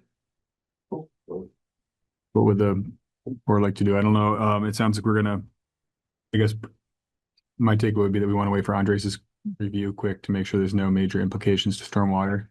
Yeah, we're free and clear of the 3 acre rule, obviously. So I think it sounds like we need to remand this to the DRB anyhow, like you started your comments with. Yeah. That's where the work needs to happen. Will the DRB need to see our commitment in order to approve? Do we need to make a commitment to resolving this? Yeah, I think for clarity and openness, yes. So we would need to make our commitment and approval with conditions possibly before the DRB could review it on their end and come to it. Yeah, and I think as the landowner, you have to sign the application in the DRB still too. So a couple checks and balances there to make sure that the board is signed off on it. But yeah, good questions because there's a lot of moving parts at play here. Do you want to talk about the update? Yeah, so I guess So the who's Andres? Just curious. He's the engineer at Watershed Consulting that's been consulting with us on a number of stormwater permits. And he did the most recent renewal of the Mary Drive stormwater permit. Gotcha. I guess the other piece of this would be that the compensation that we had discussed, Danny has made the offer to cover attorney's fees and $5,000. He had earmarked that $5,000 for upgrades at Browns Court ball fields. Ball field. Sorry. Yeah. There's one. I don't think $5,000 gets us 2 ball fields, does it? It doesn't really get you one. Doesn't really get us one.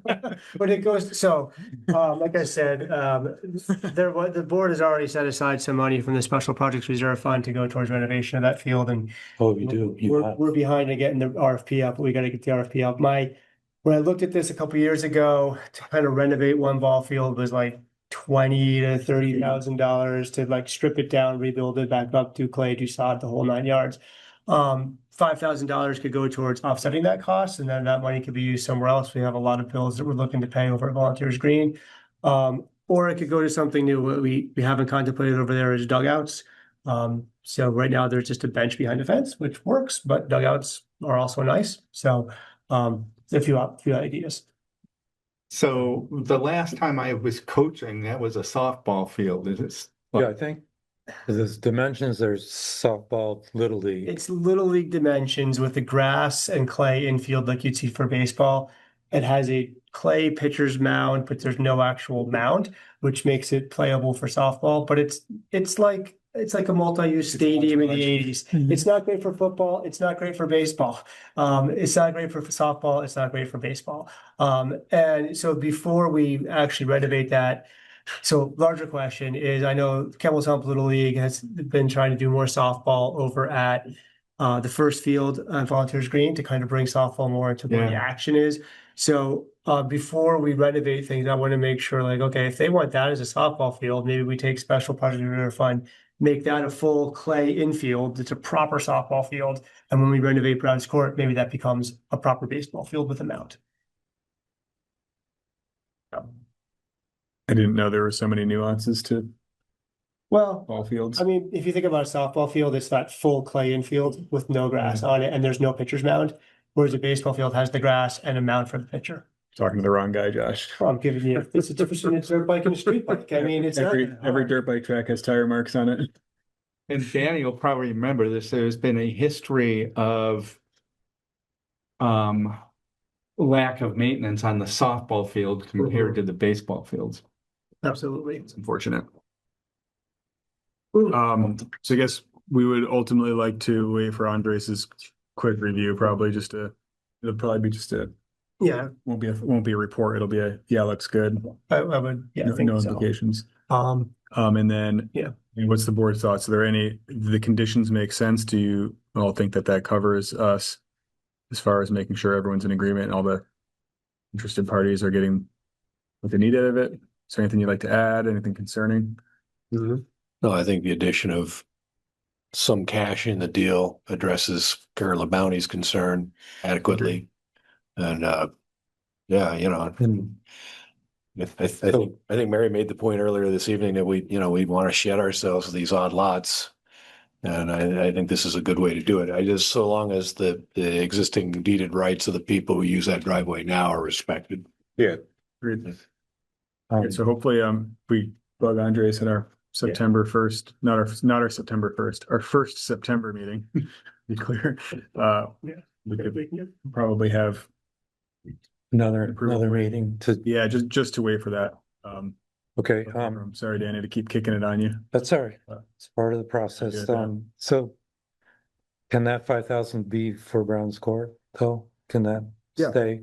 I think that, I don't think we have any major pushback on that.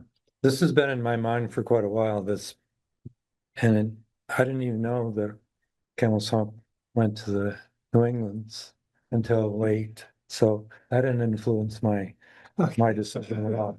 I did see you on TV. I was on ESPN last Monday morning briefly. Not performing as well as the kids though. They outshone me a lot. I was eating sunflower seeds in the back of the stands. Congratulations to those kids. They did a great Yeah. job. They represented Richmond really well. They did, I agree. Thank you, Danny. Next, we have an update from the Planning and Zoning Department. It's on a piece of paper. You have 5 minutes, Keith. Question. You can keep it to one. Not much of a change from last month, and I'm actually potentially thinking of making this a quarterly report instead of a monthly report. Because there's not a lot of change, you know, the biggest change you're gonna see is how many permits and what the permits are. We've been busy permitting wise. That's good. That's not a problem. We're not building houses. Oh, That's a problem. we're like dwelling units. Yeah, not a lot of building. Sorry. Right about 4 for the year, 5. What are we building? Wow. What's that? What are we building? A lot of additions, sheds, a lot of driveways. Small dwelling units? Sheds are kind of. You got a couple ADUs and we got a couple things in the pipeline and a lot of, you know, a lot of interest. It's interest rates are an all-time high, not all-time high, but you know, recent all-time high. And it's just, it's not a good environment. Yeah. I can say. Well, thank you for the brief update. We'll see you again in 1 month. Yeah.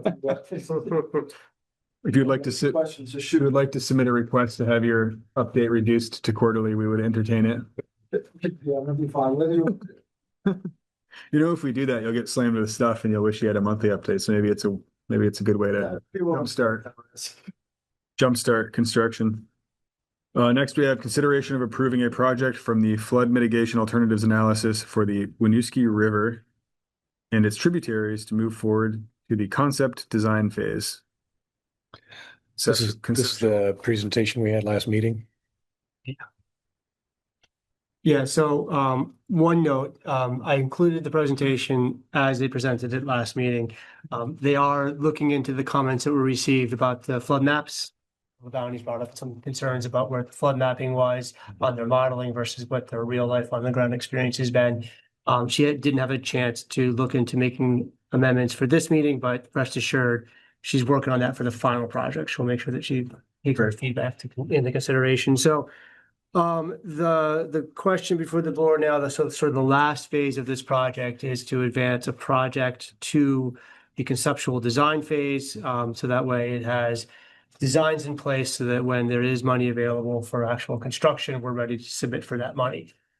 So the suggestions, recommended one was there's stage road culverts, replacement and upsizing. So there's 2 sort of upstream and downstream from each other.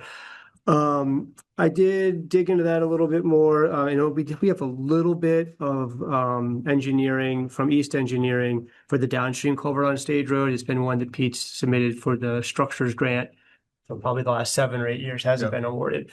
But when I asked Stone Environmental about this, they said that they could definitely, let's see, from a resiliency perspective, upsizing stage culverts as a pair would be beneficial. And they could add to the engineering that East Engineering had done for the downstream one. And then she said, or we can incorporate the upstream culvert in design. So they could do both of those together and sort of not address the downstream one too much, or just add to the existing engineering. Or another one would be prioritizing the 2 culverts without existing design work, and then add the 3rd downstream culvert on stage as a design. Sorry, I'm not organizing my thoughts well here. I'm sorry. I'm trying to read these. I think that the overall would be, if we do both of those stage road culverts, they would take the existing design into account and then add to that as well as the upstream design.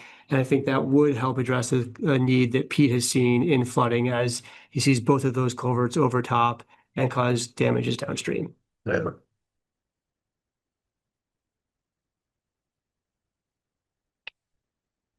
What would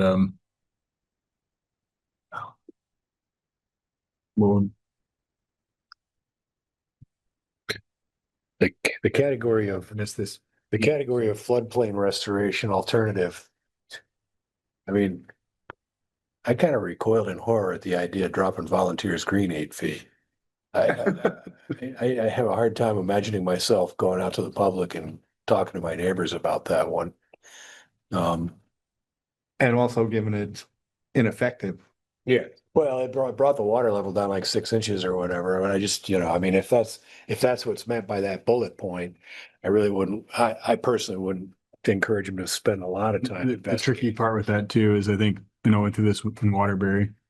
There was a big proposal, a lot of grant money, to buy a private landowner's lot and reduce it. And that was designed to be above Waterbury because it would really affect downstream. And so it's tricky, while looking at from a Vermont standpoint, that would be great. But from a Richmond standpoint, taking our arguably the focal point of our town down 8 feet and then benefiting everyone downstream, give or take, is a tough sell and a hard pill to swallow.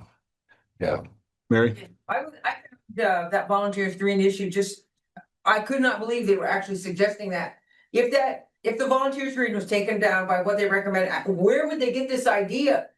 But that puts the entire Esplanade at risk. So if that flood became a floodway, then Esplanade becomes so much more at risk, because right now, the way I see volunteers green with the 5 feet that they were anticipating taking out, that's kind of a buffer for Esplanade. And everything, subsequently up there, because you chew away at volunteers green and then you chew away at Esplanade and then you go up to Church Street. Next thing you know, the railroad's washed out. I just don't understand where they got that idea from. Maybe in a bag and say, okay, it's a hat size. No, it's take out. I could not believe they were suggesting that. Yeah, I think the conclusion from the Waterbury study, this is very unrelated, was just that if you pursued these types of projects everywhere you could, the benefit would be massive because no one project would be so inundated it would cause them massive problems. So it's kind of a hit by what you've done upstream. Yeah, so it would require like the entire watershed of the Winooski River to do those projects to really make a measurable difference, which is. But having spent time going up and down Stage Road a lot lately, you can see where they really need it. Yeah.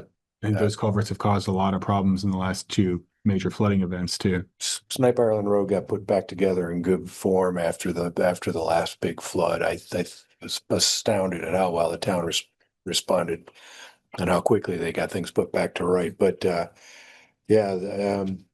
there's a house but a couple miles up Stage Road where they've created a whole kind of water course and they got rid of their culvert and put a bridge in. I mean, and it gives you an idea of the scale of the problem. That's a super appropriate response, what they've done as private landowners. But yeah, I think we would benefit from getting going on the Stage Road projects, to have them shovel ready.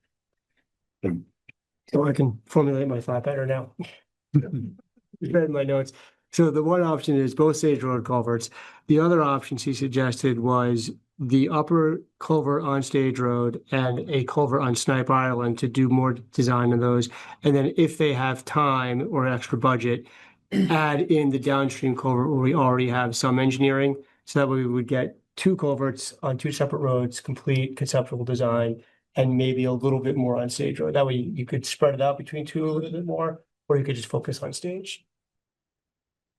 So I think those might That be. sounds great. In theory, my worry would be that we end up with 2 designed culverts on 2 different roads, and then That's fair.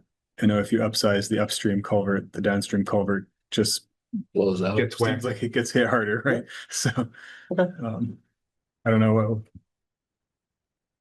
That was my inclination to say, well, since it's sequential, deal with that sequence before you go on. Bottom. Usually I would say the bottom, working your way up. Right? Yeah, pretty much. Yeah.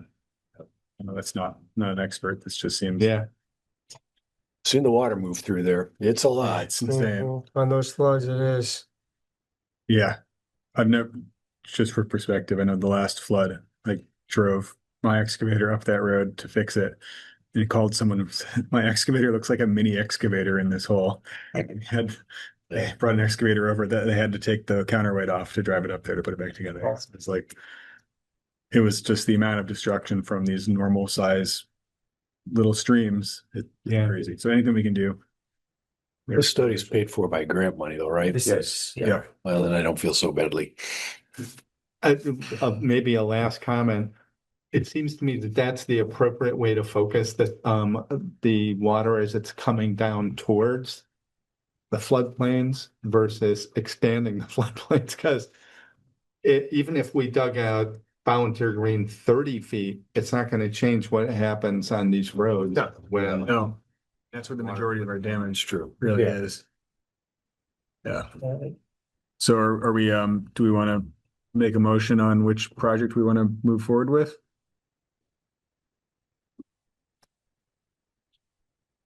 If they're presented as options, I would move that we authorize the engineering firm, what's their name here, to pursue conceptual design of the stage road culverts. That's where I'd be coming from. agreed, so move to direct Stone Environmental to focus on the stage road culverts as a system. Yeah. Do we have a second? I'll second. Just so we're aware, this is like a formal motion to tell Yeah. them what Yeah. to do, okay? Yeah. I guess I'm saying, talking about it very casually, like, we'll actually go in the record. It's a motion. I think what you're interpreting We're gonna is the vote on it. sleepiness of old men. Understood, okay. Yeah. Any more discussion? All those in favor? Bart, aye? Greg, aye. David, I. Adam, aye. Thanks, Keith. Next we have consideration of using $3,800 from the town center reserve fund to pay for duct cleaning in the town center. I think this happened 4 years ago. Yeah, 4 or 5 years ago, we did that thing. I'm not sure if he even did the entire building. I know we did a lot around the town clerks because we could actually see some of the black sort of debris on the doors. So it's been a while, so it'd be good to get the entire system done and filters changed. So we got a couple quotes. Chuck's was by far the most reasonable at $3,800, and they've done a lot of work for the library. So very reputable. That includes new filters, Yeah, I think there's filters in there as well. MERV rating 13 or greater, or Yeah, I think as needed. Duncan, did that specifically include new filters at 3,800, or is it, do you recall if it's additional if we need new filters? They are replacing the filters. We have some filters down in the downstairs vault Right. that fit those, or that, yeah, we are replacing those. Because, yeah, obviously you don't clean it all out and then keep the old filters. You toss out the old filters, Bang replace with the new filter out and flip it around, right? Right. Yep, I do. Right. Yeah. No, we have the filters, or they are replacing with new filters. Blow it out. Okay, Thanks, thank you. Duncan. Adam, this is David. I move to authorize $3,800 from the town center reserve fund to pay for duct cleaning at the town center, and I can also recommend Chuck seating and air conditioning. This is Greg. I will second the motion. Bart, it seems like you had some No, I'm good. discussion. It was peripheral. Any more discussion? All those in favor? Bart, aye? Greg, aye. David, I. Adam, aye. Next, we have consideration of accepting an aid grant from the state of Vermont in the amount of $23,000 to help pay for upgrades to hydrologically connected road segments. So this is a non-competitive grant. And they are, just reading what Josh wrote here. So, Josh, yeah, I'll defer to Josh. Yeah, so every year, Pete, we have road segments that are not in compliance for site ditching. It's mostly for phosphorus runoff. So every year, Pete addresses a couple of segments. This money helps go towards doing that work. So the other advantage is that Pete and his guys do it all in-house, so we're not hiring out outside contractors. So this money goes directly towards their time and materials. And it's, not competitive. They basically base this on number of road miles you have, how many non-compliant segments you have, and everybody gets a bite at the apple. Cool. Yeah, those guys do a nice job. Yep. I would move that the Richmond Selectboard accept grants in aid from the state of Vermont in the amount of $23,000 to pay for upgrades to hydrologically connected road segments. This is Bart, I'll second.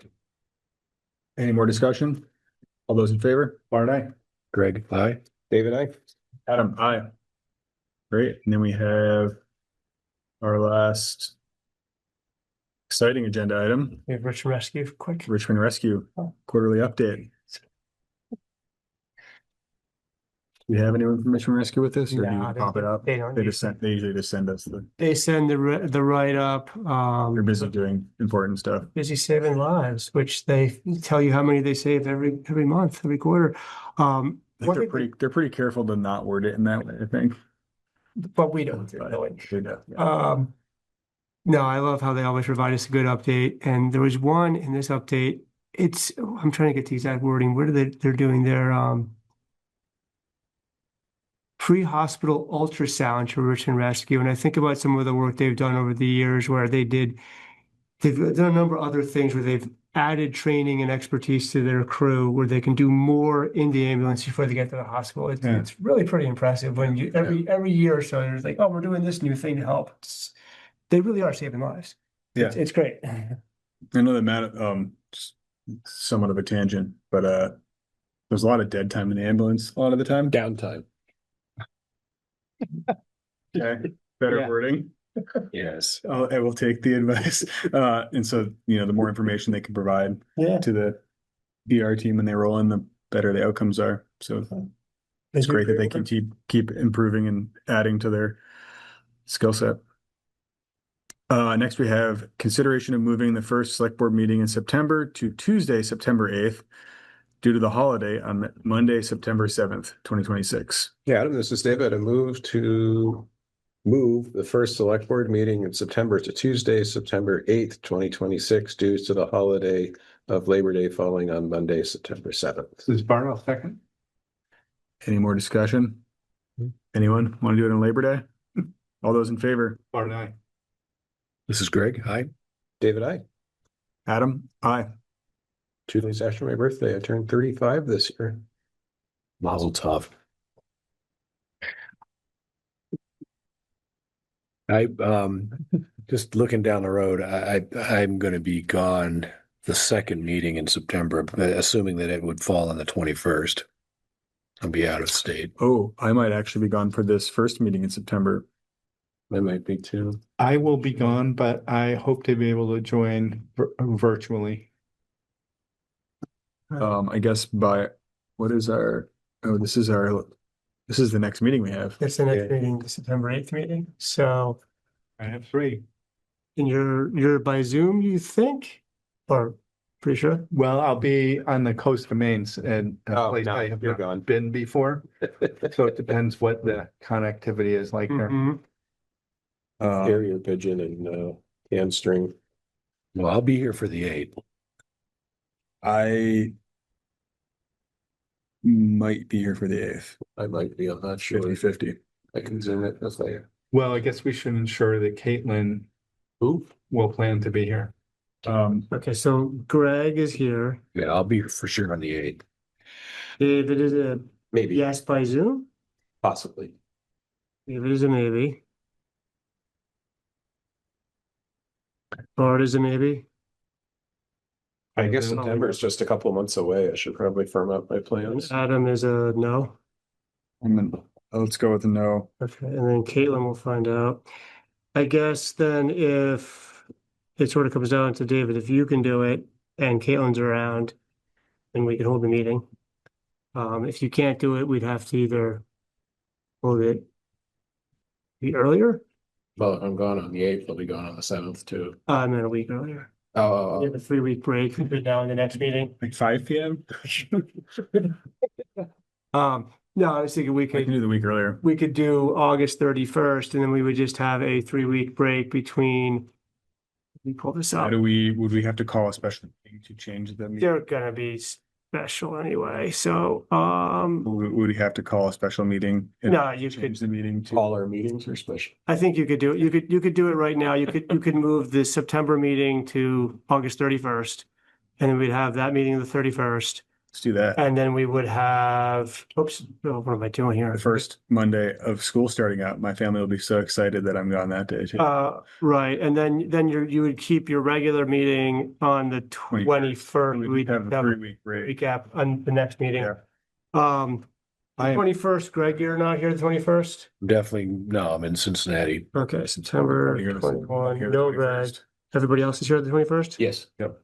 Okay, so then we're gonna go to September 31st. That's gonna be, so it's September 31st, all four of you are available? August 31st. August 31st. I am in Maine on that day as well. So August 31, no Bard. August It's a 31st. question. Okay, but we have everybody else. Yep. Okay, so September 8th will strike. So I think just make the motion to move the September 7th meeting to August 31st, and we'll have no Barb and everybody else, and then on the 21st, we'll have no Greg and everybody else.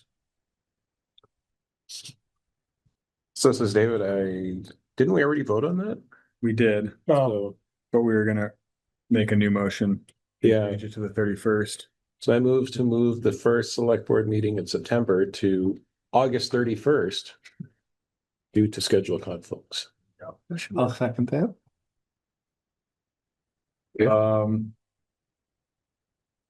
We have any more discussion? Any scheduling conflicts? All those in favor? Aren't I? Greg, aye. David, I. Adam, I. Adam, this is David. I move to approve the minutes from the August 3rd, 2026 meeting. Is Bart second? All those in favor? Aren't I? Greg, aye. David, I. Adam, I. Adam, this is David. I move to approve the minutes from the August 4th, 2026 meeting. Is Bart all second? All those in favor? Bart, I. Greg, aye. David, I. Adam, abstain. Adam, this is David. I move to approve purchase order number 5637 to mow and maintain for grounds maintenance for summer and fall of fiscal year 27 and the amount of $23,333.32. Is Bart all second? All those in favor? Bart, I. Greg, aye. David, I. Adam, I. We'll just note, I've heard 0 complaints about our maintenance of the lawns this summer, which I feel like is the most ringing endorsement you can give. Well, contractor. not only have there been 0 complaints, but we're actually getting compliments. I haven't gotten any compliments, but That's high bar. it's a high bar though. Yeah, it looks great. Adam, this is David. I move to approve the warrants as presented. Bart all second? All those in favor? Bart, I. Greg, aye. David, I. Adam, aye. We have one last item. So next agenda, we're going to bring back the rules of conduct. An update on the fair and impartial policing policy. The update on the Aldrich easement. Right. Update on the Legal trail. legal trail number 2. And the Jay discussion to Danny Pete, Mary Drive. Oh, yeah. And hopefully we have heard back from Andres then and we can get rid of that one for good. I think that's it that we'll be bringing back. Is there anything that's popped up that we need to add? Wow, you're 4 minutes over. Well done. Adam, this is David. I move to adjourn. Is Bart all second? All those in favor? Bart, I. Greg, aye. David, aye. Aye. Thank you, everyone. Have a good evening.